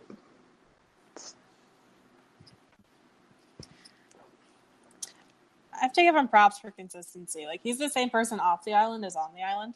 Like, he just wants to work all the time and never sleeps, and he wants everything to be right, and he wants to fix everything, and he wants to have his hands in the middle of everything, and he wants everyone to do the right thing. And I mean, he's consistent on that front, almost to the point of, causing his own system failures, like his marriage. Sometimes, the main characters of shows or your hero characters are sometimes the most boring. I mean, to some people, because they're not as interesting because they are consistent. They are always, what to expect from Jack. He's always going to try to do the right thing and to do the honest thing and to do, what's good for others. And those are all great virtues. And that's why, I always try to defend him. But I can see why he's not as popular, because that can kind of be a little bit boring and predictable too, right? So I think that's kind of what you get with Jack. But then, Sam mentioned Ana Lucia earlier, and, the leadership that, the tail section survivors were getting. And then you contrast that with Jack. And I think that does kind of, make you appreciate Jack at least a little bit more as a leader and as a person, to see how it could be without, somebody like him leading, even if he is kind of stale or boring. Yeah, I agree with Brandon.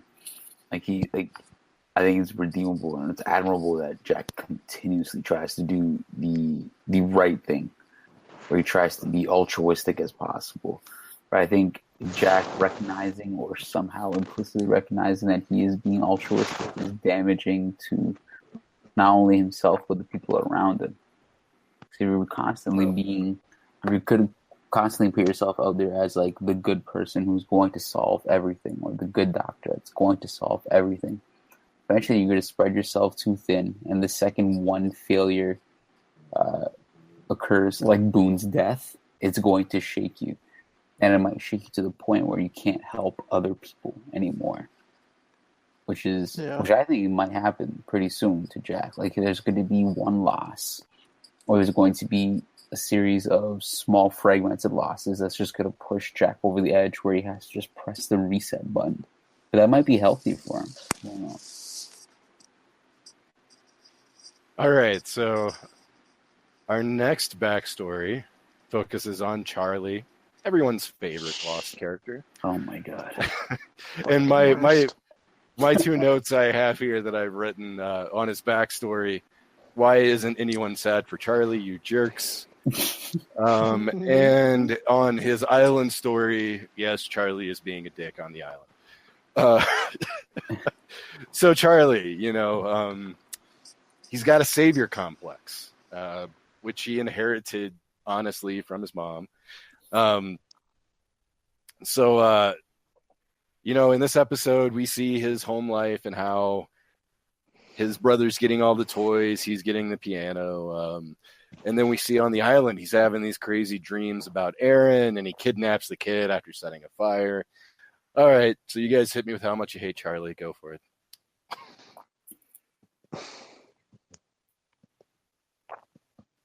Logan, you start. I know. Come on. Okay. I mean, like, as far as like on the island, I just hate how like unself-aware like he is in this episode of like how fucking crazy he looks. Like, he says he realizes that it sounds crazy, but like he really doesn't. Like it's just really crazy. But why do you guys think the dream happened? Because like I believe him that he says he didn't do heroin. Yeah, I believe him too. I think when Locke, like in season 1, said, "Oh, I'm giving you like the sack of whatever it was, as like a test to like not actually do the drug itself." I think Charlie has like the Virgin Mary stash with all these drugs as like a test of his character. Like, all right, I have this at my disposal, but I'm not going to use it in order to strengthen my character. I feel like that's why he has it. Well, and also, even if he's not using,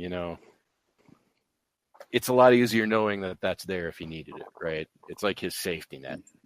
Yeah, it's comfort. Yep.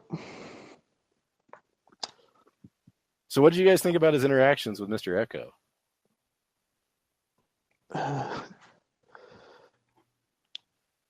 I think it's typical that he took this thing that Mr. Echo said and and kind of didn't understand what he was saying. I want to throw the baby in the ocean. Do you think he knew he was with the baby in the ocean? I mean, he clearly woke up and he clearly didn't he's on his way to it, but no, I don't think so. So what did you guys think of the end? Did the baptizing the baby matter? I don't think so. Yeah, I don't know. I think he will have another opportunity at some point to try to save Aaron from the others or something, but this wasn't where he actually had to save the baby. Yeah, the dream had to have meant something. Yo, imagine Mr. Echo going all Jon Snow and destroying a bunch of those others. It's like 1 versus 50, and he's going right at them. That's what I want. So I feel like he's capable of doing that. All right, so at this point, I kind of we're going to move on to the next episode, the long con. So this is a Sawyer backstory episode. Yeah. You wanted to root for him, that whole backstory, huh? But in the end, he still conned her. Yeah. So what do you guys think? You still like him anyway? Yeah. I don't know. I still like him. It's great.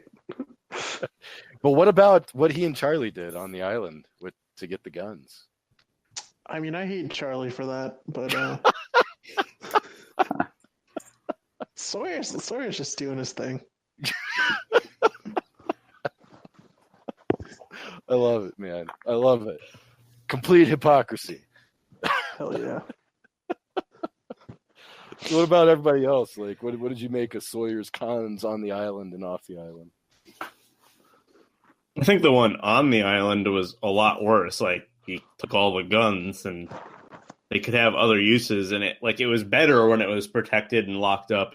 Him controlling everything. He likes that, but it's not necessarily what's best for the group. It's him being selfish about it. Whereas I think his con in the past, in the flashback, it wasn't so bad. I thought it was pretty obvious that was the con. As soon as they started talking about a long con, that's what he was doing to her. Yeah. So why do you guys think? Oh, go for it. Oh, I think I trust him with the guns more than I trust Jack and what's his face? Locke. Yeah. Bald Bill. Bald Bill, right? Yeah. I trust Sawyer and his selfish instincts way more.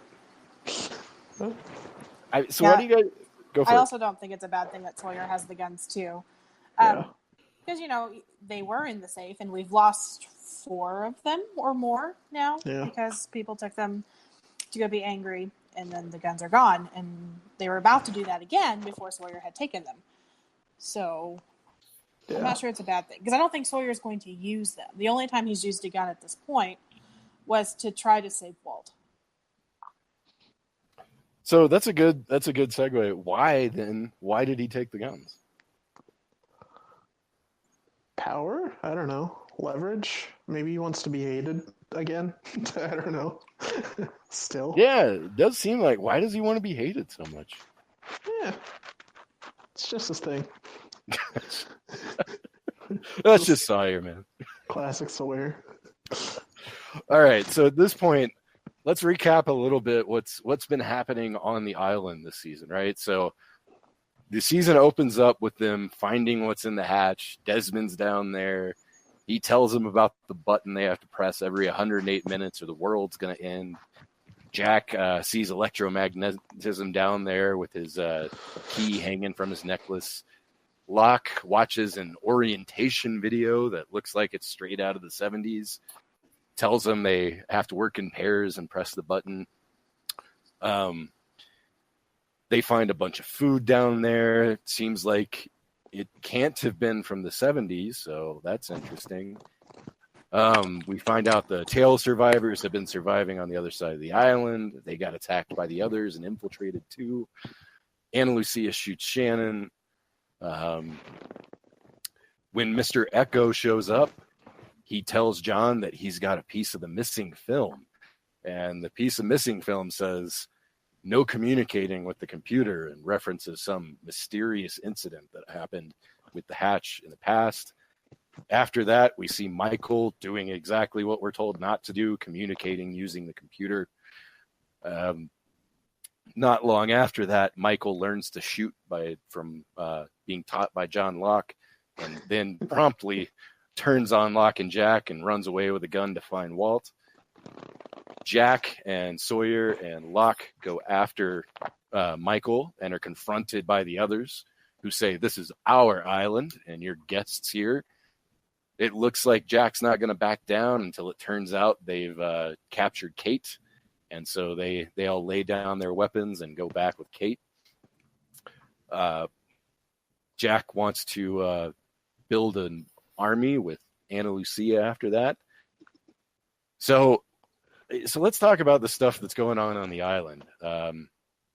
How do you guys think all these things, the others, the hatches, these weird phenomena that happen on the island, what do you guys think that's all about?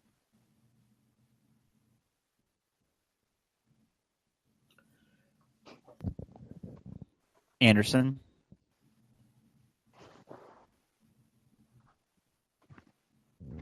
Josh? I mean, I think they're like the Dharma Initiative is something like, I don't know if they created the island, but they definitely moved people and stuff there, and they had some plan for stuff on there, and so they went through and like, we don't know what this incident was, but obviously it's important. They don't want it to happen again, because that's why you have to type in the code every 108 minutes or whatever.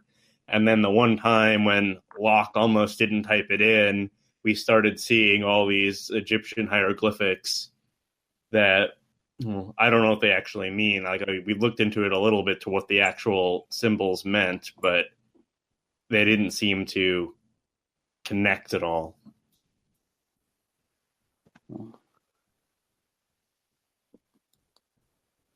What about you, Ellie? Lots of stuff happened. We did figure out that the last hieroglyphic in the critical alert countdown, the last one, I forget if it was a staff or a crook, but that symbol, Egyptian hieroglyphics, that symbol means death.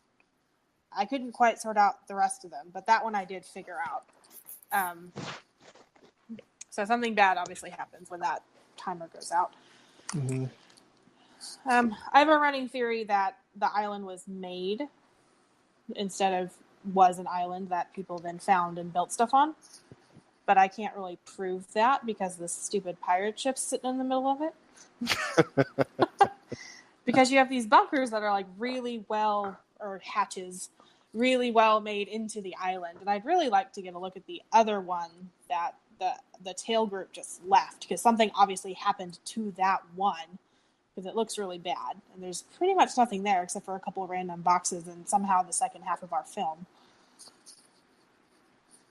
I also think it's pretty significant that the hatch that we're in right now is the electromagnetic one, and all the radio frequencies are acting up, and several things have crashed here. So I'm wondering if those things are related somehow. Well, and you guys may not remember this from I think it was from season 1, but at one point, Locke gives his compass to Saeed. Oh yeah, and it was off. Yeah. Yeah.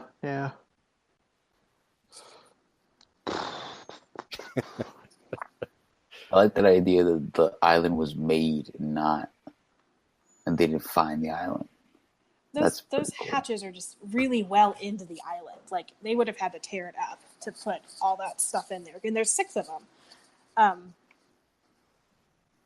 I'm assuming there's 6 of them because we had filmed 3 of 6, and in the video, they listed 6 different subjects, like parapsychology and biology, and I forget them all off the top of my head.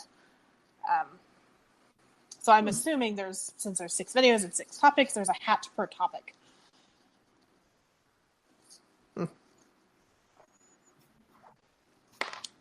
Also, the shark in the when Dharma shark. they were on the thing that had Dharma logo on the tail, but not the polar bear. Wait, what shark? The shark that Michael killed. Oh. Dharma shark. Fuck, I missed that.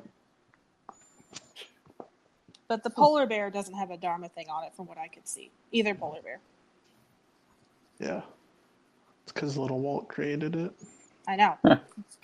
Polar bear. Freaking weirdo.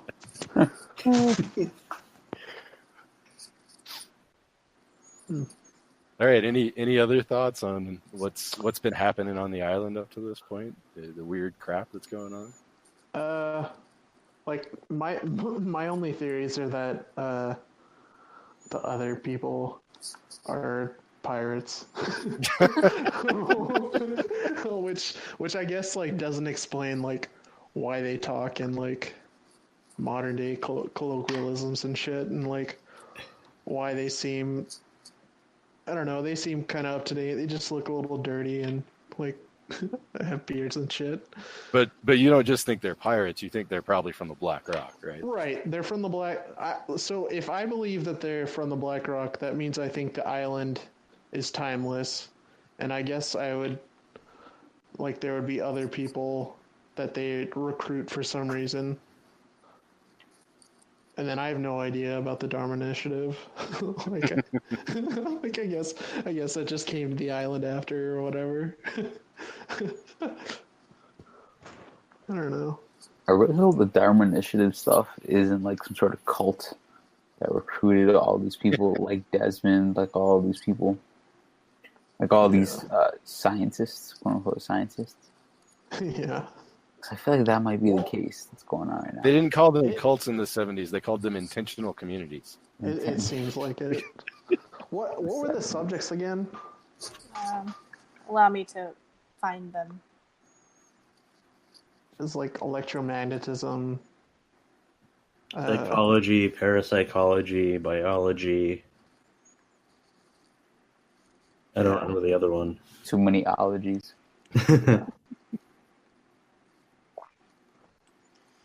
Okay.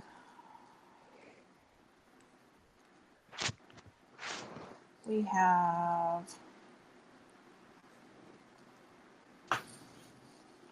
It's really hard to Google this without finding spoilers, fam. Yeah. Googling is dangerous for Lost. Yeah. I had to like go through the YouTube video, or I found the orientation video on YouTube and I watched it like 4 times. That's how I found it, but I don't see it in a very reasonable place. Yeah. Oh, wait. Meteorology, psychology, parapsychology, zoology, electromagnetism, and a 6th one, social something. Utopian social something. Oh. Meteorology is interesting because of the weird weather patterns on the island. Mm-hmm. And parapsychology and psychology because all these little ghost things keep popping up. And there's a Dharma shark, so zoology. Yeah. I wonder if the gray people, like, because Josh had mentioned earlier, there's like the others that look like real people, and then there's the others that kind of look like they escaped something. I wonder if they're the utopian somethings, because they all look the same. They're in the same thing. Yeah. Dharma, more to come. Must be a skewed version of Utopia. Right? Yeah. Well, aren't most utopias? Yeah. Yes. Oh, I had a fun fact for y'all. So the Mr. Echo episode, it's called the 23rd Psalm. And I looked up Psalm 23 because my memory is not that good. And the fourth line is, though I walk through the valley of the shadow of death, I will fear no evil, for thou art with me. Thy rod, thy staff, they comfort me. Yeah, that's cool. It's the very famous psalm. You guys might know it from a rap song in the late 90s. Isn't it the same one that Charlie and Mr. Echo repeat? Yeah, it's very common in Christian churches to repeat the 23rd Psalm. That just describes Echo perfectly, though. Like that line. And he carries a rod, so there's that. Mm-hmm. Yeah. Oh, yeah. Psalm 121's a good psalm. Just right. Not Psalm 108. Because Psalm 121, I look to the mountains where my help comes from. Do you really not get the joke, man? Nah. Psalm, I got Psalm, your 10, jokes, Psalm 108. Oh. Logan's Good one, Sam. All right, so now that we've talked about what's been happening on the island a little bit, to episode 14, one of them. So the backstory is about Saeed, but the real action there, Henry Gale. Who is Henry Gale? It's from Minnesota. I was about to say, he's from Minnesota. Another North place, so he has to probably be bad. Oh my god. Well, the others are from the north, right? They're like the White Walkers. They're all the way up north. So what did you guys make of Saeed's backstory? Did you notice any familiar people? I don't know. Who was the colonel that turned Saeed into a torturer? That's not Kate's dad, is it? I missed that. Lost Noise. What? Yes, I missed it was that Kate. completely. When he looks at the picture, it's a young Kate. What? Oh my god. Well, and I believe Josh noted in the chat that you see Jack running by Shannon in the hallway of the hospital, and that's him going to save his future wife Oh my and goodness. let Shannon's dad die. That's too much. Wait, will I That say is it a again? lot. So when Jack hears that the woman's been in the accident, right, he has to choose one person to save, and the other person's going to die. The other person was Shannon's dad. Holy shit. Damn. There's all sorts of connections between all the characters before they're on the island. Yeah, I think they're all going to end up being connected, at least at some point. Definitely. I think they're all within 6 degrees of Kevin Bacon. Yep. 100%. Kevin Bacon needs to become a character on the show.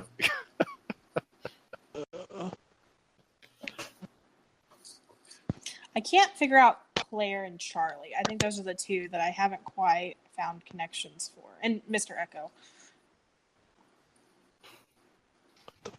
Because I want to bet that Libby works at the same hospital that Hurley was at when he was in the institution. Well, so we know one connection between all of them, right? They're all on the stupid island. Well, how did they get there? Right, and so they were all in Australia. Well, but they're more connected than that. This is true. But for some reason, they were all in Australia at the same time as well. There was a convention. A convention of future Lost survivors. Island Survival 101. I mean, talk about, even though he can't walk. All about. A rollabout. What's the name of the guy who plays Henry Gale? Michael Emerson. He's a great actor. I love the way he talks. His cadence, the way he speaks, it's mesmerizing. He is. I'm not going to give anything away by saying this, but I think by the end of the series that you'll say that he's probably the best actor on the show. My personal opinion. Who? The guy who plays Henry Gale. Oh, gotcha. So what do you guys? So let's talk about Henry Gale. What do you guys think? Is Saeed right? Is he lying? Did you notice that his last name is Gale, and he was in a hot air balloon? And those are moved by wind. Well, do you guys not recognize the name Henry Gale? No. It's the Wizard of Oz. Whatever. He's the guy. Well, he's the guy that in the Wizard of Oz. The Wizard of Oz is Henry Gale. He went in his hot air balloon, got stuck in Oz, and became the wizard. Oh. I did not know So he is. That doesn't make him sound very truthful, then. That's not a bad point, John. The Wizard in the Wizard of Oz was a big fat liar. I'm not saying that Henry Gale is. I'm just saying that is an interesting correlation. And Gooby, the Utish, you freaked out a little bit. You thought Rousseau killed him. Yeah, I thought well, if someone shoots someone with a bow and arrow in the back, That's a crossbow. Don't be dramatic. A crossbow. Sorry, I don't know my weaponry. But yeah, I don't know. Anytime Rousseau comes around, man, I don't I just bad news. First, she takes the baby. Can't take a baby, man. It's not cool. And this time around, she brings in this Henry Gale person, who I think is definitely part of the others. Because I think it was Saeed who said, "Oh, I didn't feel any remorse, and I would feel remorse if it was not another, because something about his guilty conscience and all that stuff." So I believe him. I think he's part of the others, but I think he's more. I'm surprised we didn't see Saeed go all torture mode like he did to Sawyer season 1. I'm glad we didn't get to see that, because that makes me squeamish. But I think he would have if Jack hadn't pulled him out.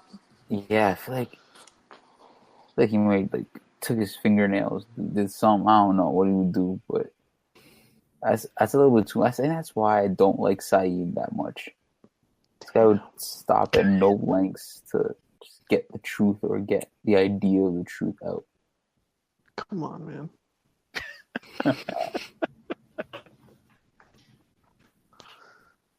Australia. No, go ahead. Australia was a penal colony, right? Originally, yeah. I think that might be a connection for all the people there. Because the only person I can find a connection with is only two people. Sorry, are Hurley and Michael in terms of crimes or anything criminal related happening to them. Yeah. Because Jack, his father, committed a crime in terms of performing under the influence. Sawyer is Sawyer. Kate is Kate. June had to do some stuff for son's father. Charlie, drug addict.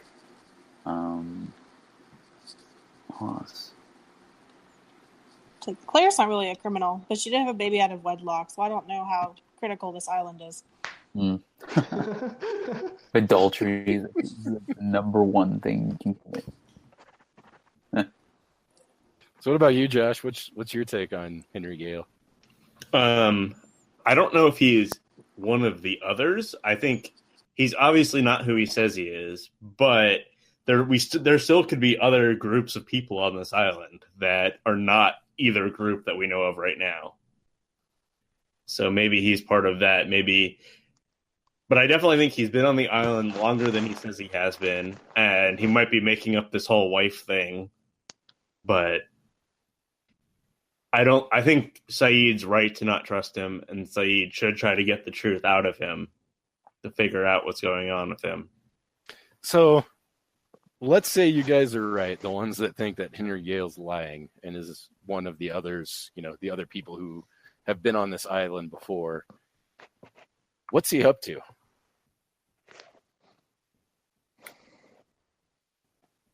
I bet he's trying to get that ranch dressing that Hurley has. Huh. I don't know if he's Canadian like the rest of them. Gooby says they don't like it up there. No, I didn't say we didn't like ranch. I don't like ranch, but I don't know. I kind of base all my opinions of what Canadians think on what Eustace says. So he said that he doesn't like ranch. I'm like, oh, Canadians just hate ranch. What is it with Canadians and ranch? I don't.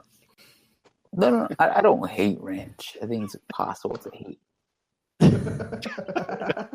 No. I think he's serving. I think he's serving the hatch itself. Like I think they knew he'd be brought back to the hatch. I think the others knew that. I think the others have yet to explore the hatch because they didn't have the resources to open up the hatch. So the second they found out, oh, the survivors opened it up, let's send Gale as our test practice to get tortured. How did they find out? Gale. Aren't they like in the trees, like panthers and stuff? Like you don't have to. They're everywhere. They blew it open. How would they not know? Yeah, well, they heard an explosion. That doesn't mean they know what it was. Nah, they're everywhere, man. Even when They know everything. What's it called? When that the biker gang dude was like, just like light them up. And I was like, yo, I was like, what? 20 lamps just lit up right there. Like they're everywhere. Oh yeah. So I can't wait for Echo to destroy them all. Like just burns the entire forest down or something. So anybody else have any thoughts on what Gale's up to? I mean, could if he's an other, maybe he's trying to get them to cross a line, because like they kind of have a treaty going on right now. Maybe if they like kill him accidentally, that's a line that they're crossing. I don't know. So you think he'd be willing to martyr himself? So like maybe he's bait. Yeah, I don't know. Maybe I don't know. I don't know how much these people like value lives. They're just like stealing people. Who knows how many people they have? They're oversupplied. Yeah. Who knows? Jack wants to raise an army to go fight them, so that was pretty cool. When he said, but it's also impractical. That's what I like about Jack. He's very practical at times where his practicality is demanded. Let's go raise an army. This guy, you read 48 Laws of Power once, and this guy thinks he can just destroy everyone. And it's like, it's almost so. Jack wants to protect his group. He wants to raise an army. He is really concerned about the others in season 1. And yet here, this guy shows up and says he was on a hot air balloon. And Jack's like, oh, well, we should believe him. Doesn't that seem really inconsistent? Classic Jack. What an idiot. He's almost gullible. Like, he'll just kind of accept anything you tell him as fact. I think Jack's blinded by his pride a lot. He's gullible except for the button. The button. So that should probably tell us the button is actually real then. Yeah. Because Jack's an idiot. So there's one thing that I noticed this season. I was wondering if you guys saw, like, as the different characters, mainly Sawyer, Charlie, and Saeed had their bad moments, they all kind of moved their tents down the beach and formed the Bad Boys Club down there. Ooh. I didn't even notice that, honestly. Well, they kind of make it obvious with Sawyer and Charlie, because when Charlie gets kicked away from Claire's, Sawyer makes some crack about, hey, you're down here with the unwanteds now. Yeah. Sawyer, Charlie, and who? Saeed. Saeed? Saeed doesn't belong over there. Right, but that's who he goes to at the end of this episode. Yeah. I hear you. So and then the other thing we touched on this a little bit. We've seen multiple characters have visions and dreams on the island. They're very vivid. You guys make of that? I mean, I think that they all have meaning and they're going to be important. And there's some reason that here, like, dreams manifest themselves in some form, so that, like, Walt had things about polar bears and then polar bears show up. So I think, like, Charlie's one with, like, the baby is going to matter, and probably some of the other ones might too. So what are some of the other ones? What things do you guys think were visions and dreams? I don't know if it matters if they were visions versus dreams, but I can't figure out why Walt was showing up for Shannon. I don't know if it's because she has the dog or what, but like they didn't really know each other very well before he was on the raft, so I'm not really sure why that happened. And why is he dripping wet? Well, because he was kidnapped on the raft in the water. Yeah. He's been dripping wet for like 5 days. Can they not get him some like spare clothes? Like get him a sweater or a jumper, something. Get him a towel, something. A towel, a blow dryer on the island. I'm pretty sure they can do something. Well, just throw him into the sun. I would also point out that where she ultimately sees Walt the final time in Saeed season 2, right? It starts pouring down rain right before that shooting happens. Yeah. So what if he was there? So it could be from rain, could be from the water he was in on the raft. Yeah. So Walt's also not wearing the same clothes, and that's bothered me the whole time. I don't know if that was just an editing error or what, but wait, what?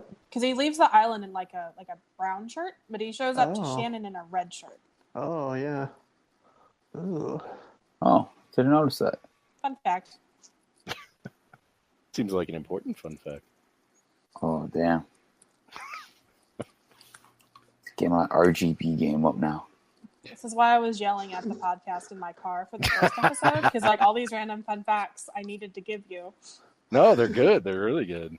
Noticing little details in Lost is very important. Yeah. What color has Walt worn throughout like these little pop-ups that he's been making after the raft? Have you been has anyone been keeping like a little track sheet? Uh-oh. Are you guys already going to start rewatching Lost?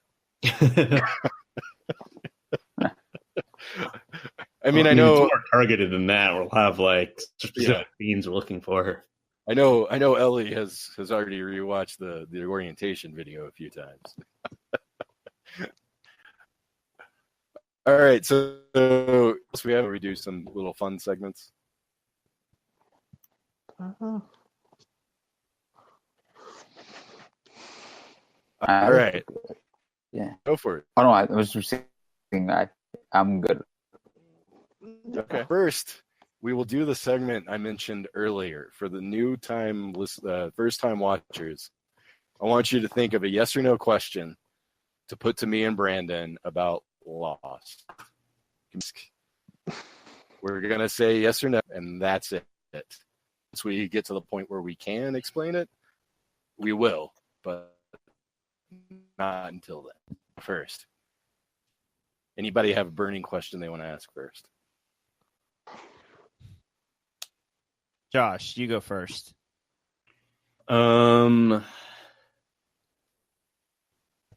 Is there another group of survivors or others aside from the groups that we've already seen? Yes. Yes.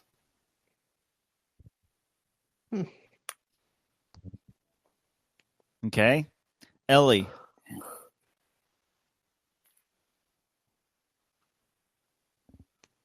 Sorry, I forgot to unmute like a champ. I just really want to know if this stupid island was built or if it's just a regular island. Form it in a yes or no question. Yeah, we're having to be like Alex Trebek here. Was this island manufactured? Uh-oh. I'll go for it. No. I say no. I also say no. Okay. This is fun. That silence was telling. Well, and that's why I wanted to do it, because we're only allowed to say yes or no. Like, we can't get into any of our thought process. Yeah. All right, Utish, you next. Okay, I have one, but that's okay. Are we going to do this segment multiple times during the podcast, or like how whenever we do a podcast? Oh yeah, we'll do it for each time we pod. Okay, because I have one for the final season. Oh, okay, good. But for now, does Walt have magical powers? Oh. I'll go first this time since you went first. But okay. Okay. No.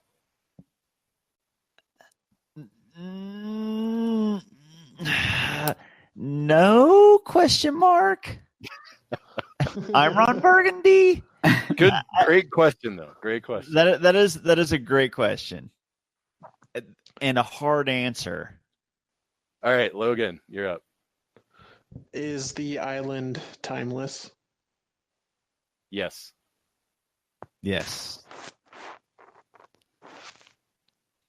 That's a good question. Yeah. What do you mean by timeless? It exists outside of like the normal Earth time. Okay, because this connects to the question I have for the final series. Does hearing Logan explain his question change your answer? We're not doing that. Nope. Okay. Doesn't matter. Yeah, we can't.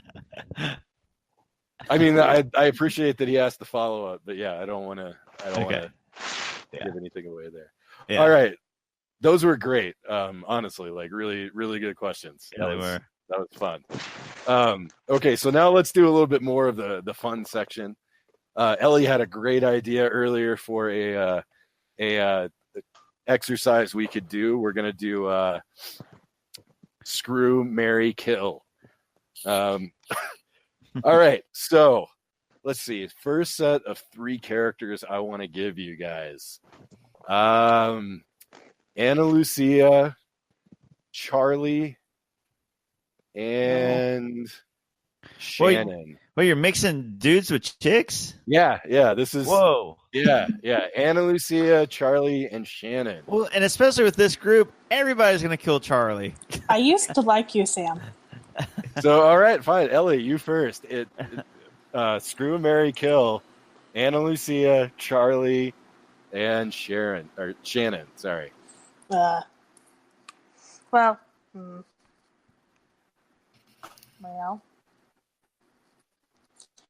marry Shannon, because I hate her least of all the things.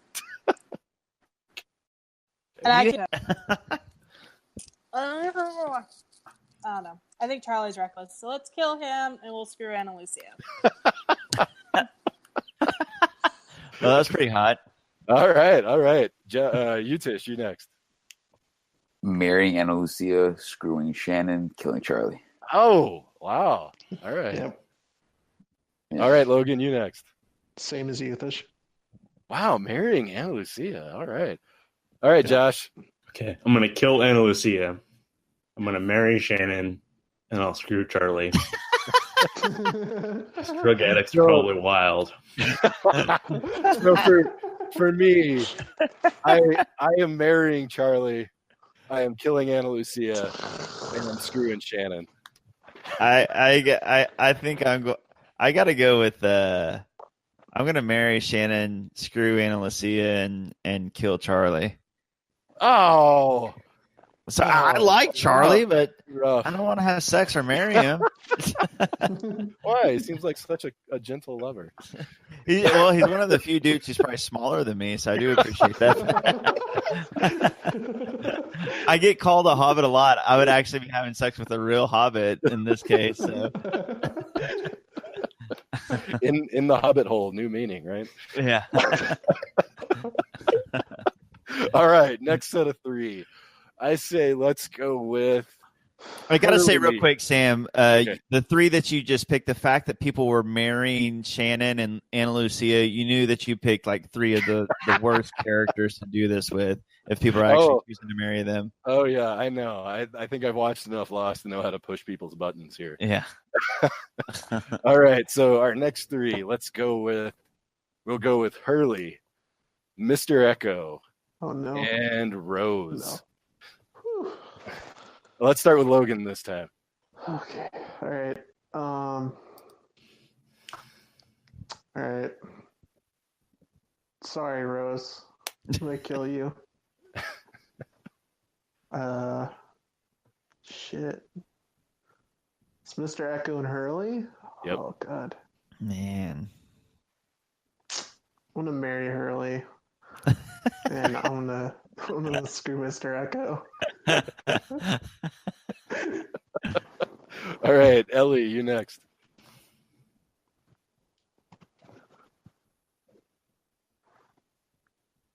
Oh, Well, you Ellie, can't your mic was muted again. Yeah, sorry. That's okay. So I can't really like kill or screw Hurley because that's not fair. So I'm gonna marry Hurley. Mm-hmm. And I don't think you can kill Mr. Echo, so I better screw him and kill Rose. So I might die trying to kill Echo. Very That's reasonable reasoning, I think. That's true. Yeah. All right, Josh, you next. I'm gonna marry Hurley because he's rich. Good call. And then you can just get hookers all the time. Sorry. And then You'd probably die then too. I guess I'm gonna screw Rose and then kill Mr. Echo. All right, Utish. You're gonna kill Mr. Echo? I mean, I don't want to kill Rose. She's too nice. Yeah, that's okay. I'm with you. Okay. I'm gonna marry Rose. Yeah. I'm going to screw Hurley and kill Mr. Echo. Man. All right, what about you, Brandon? I guess I'm the most superficial because I'm gonna marry Rose, screw Mr. Echo, and kill Hurley. Oh my God! I know it's not a My popular goodness. opinion, but if you think about it, it's the right one. I'm sorry. Wow. I'm done with you. I would marry Hurley, screw Rose, and kill Mr. Echo. Those are three great characters. I mean, you're sure for killing any of them. Yeah, but Hurley, dude, wow, that's rough. I just can't see myself having sex with him. And so I know I'm going to marry Rose. And so if it gets down to it, I got to either screw Mr. Echo or Hurley. I'm like, no. Mr. Echo it is. Oh yeah, Brandon's taking this very literally. I am. All right, let's do a more traditional one. Let's go with Saeed, Sawyer, and Boone. Oh, this is easy. Yeah. All right, it's easy. Let's go with Logan then. We're gonna kill Boone. We're gonna marry Saeed. And we're gonna screw Sawyer. I'm going to jump in right here and say that Okay. exactly because that's exactly my pick. Okay. To me, it was John. obvious too. That's I would choose the same one as well. Yeah, that's mine too. Does anybody disagree with that? Nope. All right, well, fine, man. Male eye candy was not hard. All right, let's see if I can do another difficult one. Well, Boo is just so despicable. He's the prettiest of them all. Like he's the one I could most imagine being a lady, but you know, we're doing the deed. Gosh. Oh my god. So let's do this next one. Let's do this instead of from the traditional perspective. Let's think about it from a leadership perspective. Who do you want as your let's call marriage your full-time leader? Screw your one battle leader and kill the guy that sucks at leadership.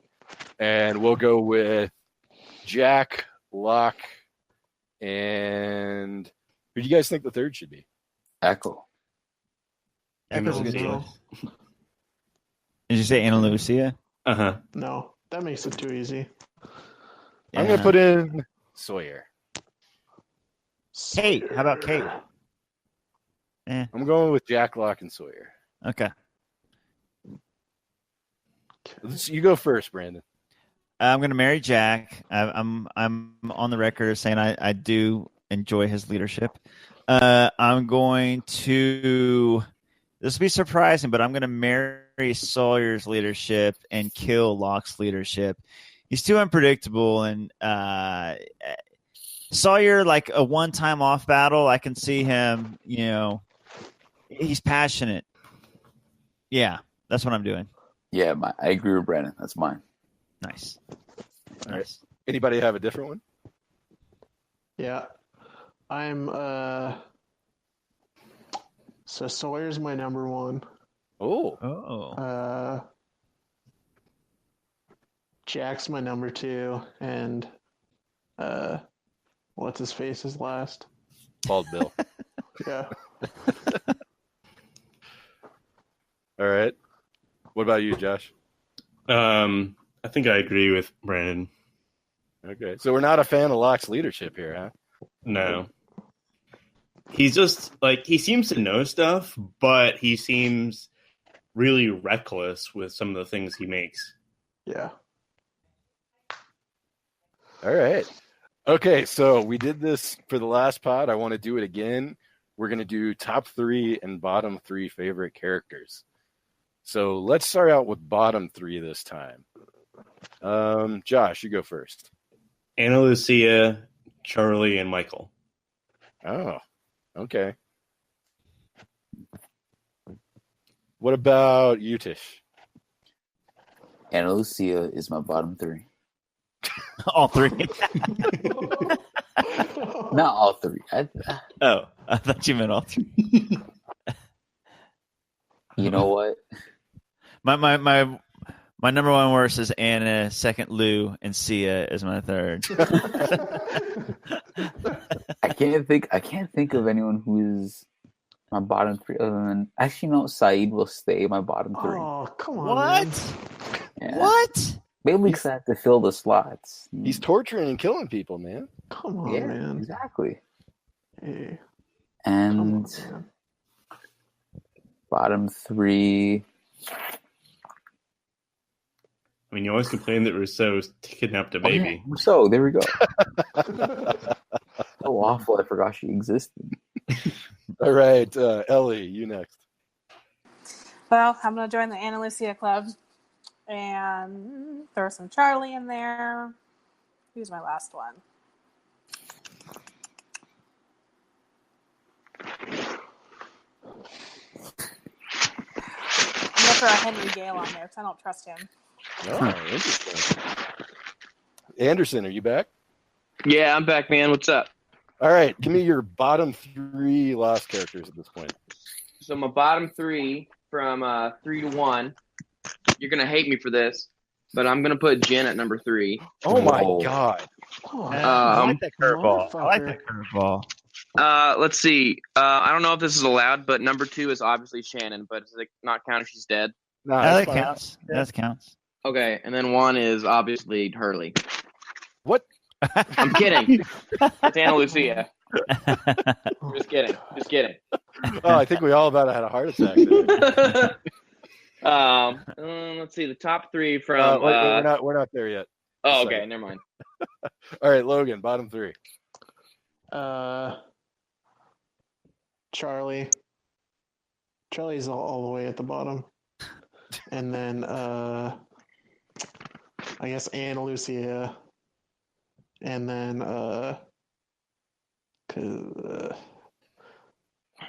the conversations that Boone and Shannon have. It's the worst. Just every conversation they have. Yeah. And this is the last season that I can do it, as far as I know, because they're both dead. Hey, there's always a flashback. I hope we don't get any more. Like, these are just the fucking worst. These are just the worst. They're All just right, so I think painful. my bottom 3 at this point are Ana Lucia. Let's see, Michael and Locke. Oh, I forgot about Locke. He's easy to forget about. Fades into the background there. All right, so Anderson, you were ready with your top 3. Let's hear it. So my top 3. Let's see. 3 to 1. Sawyer's number 3 for me. Saeed's number 2, and then Hurley is always number 1. But number one is followed closely by Henry Gale. Oh. What? I just think he's a great guy, okay? Keep a spirit. All right, Logan, what about you? What's your top three? Hurley, Saeed, and Mr. Echo. Nice. That's a great that's mine. Not in that order, but that's mine as well. It's the How about you, Josh? Hurley, Mr. Echo, and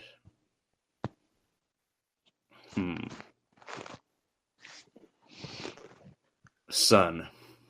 Ah, Sun's a good choice. Yeah. Sun's underrated. She's great. Love Sun. You, Tish. All right, you next. Top three. From 3 to 1, Mr. Echo, Hurley, and Vincent. Vincent's still number one. All right. Yeah, and Ellie. Let's hear Ellie's top three. You gotta love Vincent. That dog. My number one is Mr. Echo. I think my number two is gonna be Hurley. And although I very much love Saeed, I think I'm gonna throw a number three in for Russo, even though I know she stole a baby. Ooh. Oh, Man. So in the top three. I like it. Huh. That's interesting. All right. For me, my top three right now, number one is Hurley. Gotta love Hurley. Nobody hates Hugo. Let's see. Number two is Mr. Echo. And number three, Desmond. Desmond's awesome. Love me some Desmond. Yeah. All right. So this was fun. Do you guys have anything like we didn't talk about, little things you noticed that you wanted to talk about? Like, did anybody notice who brought Kate out at that meeting with the others? It was Alex. Dun, dun, dun. Wait, what? Who?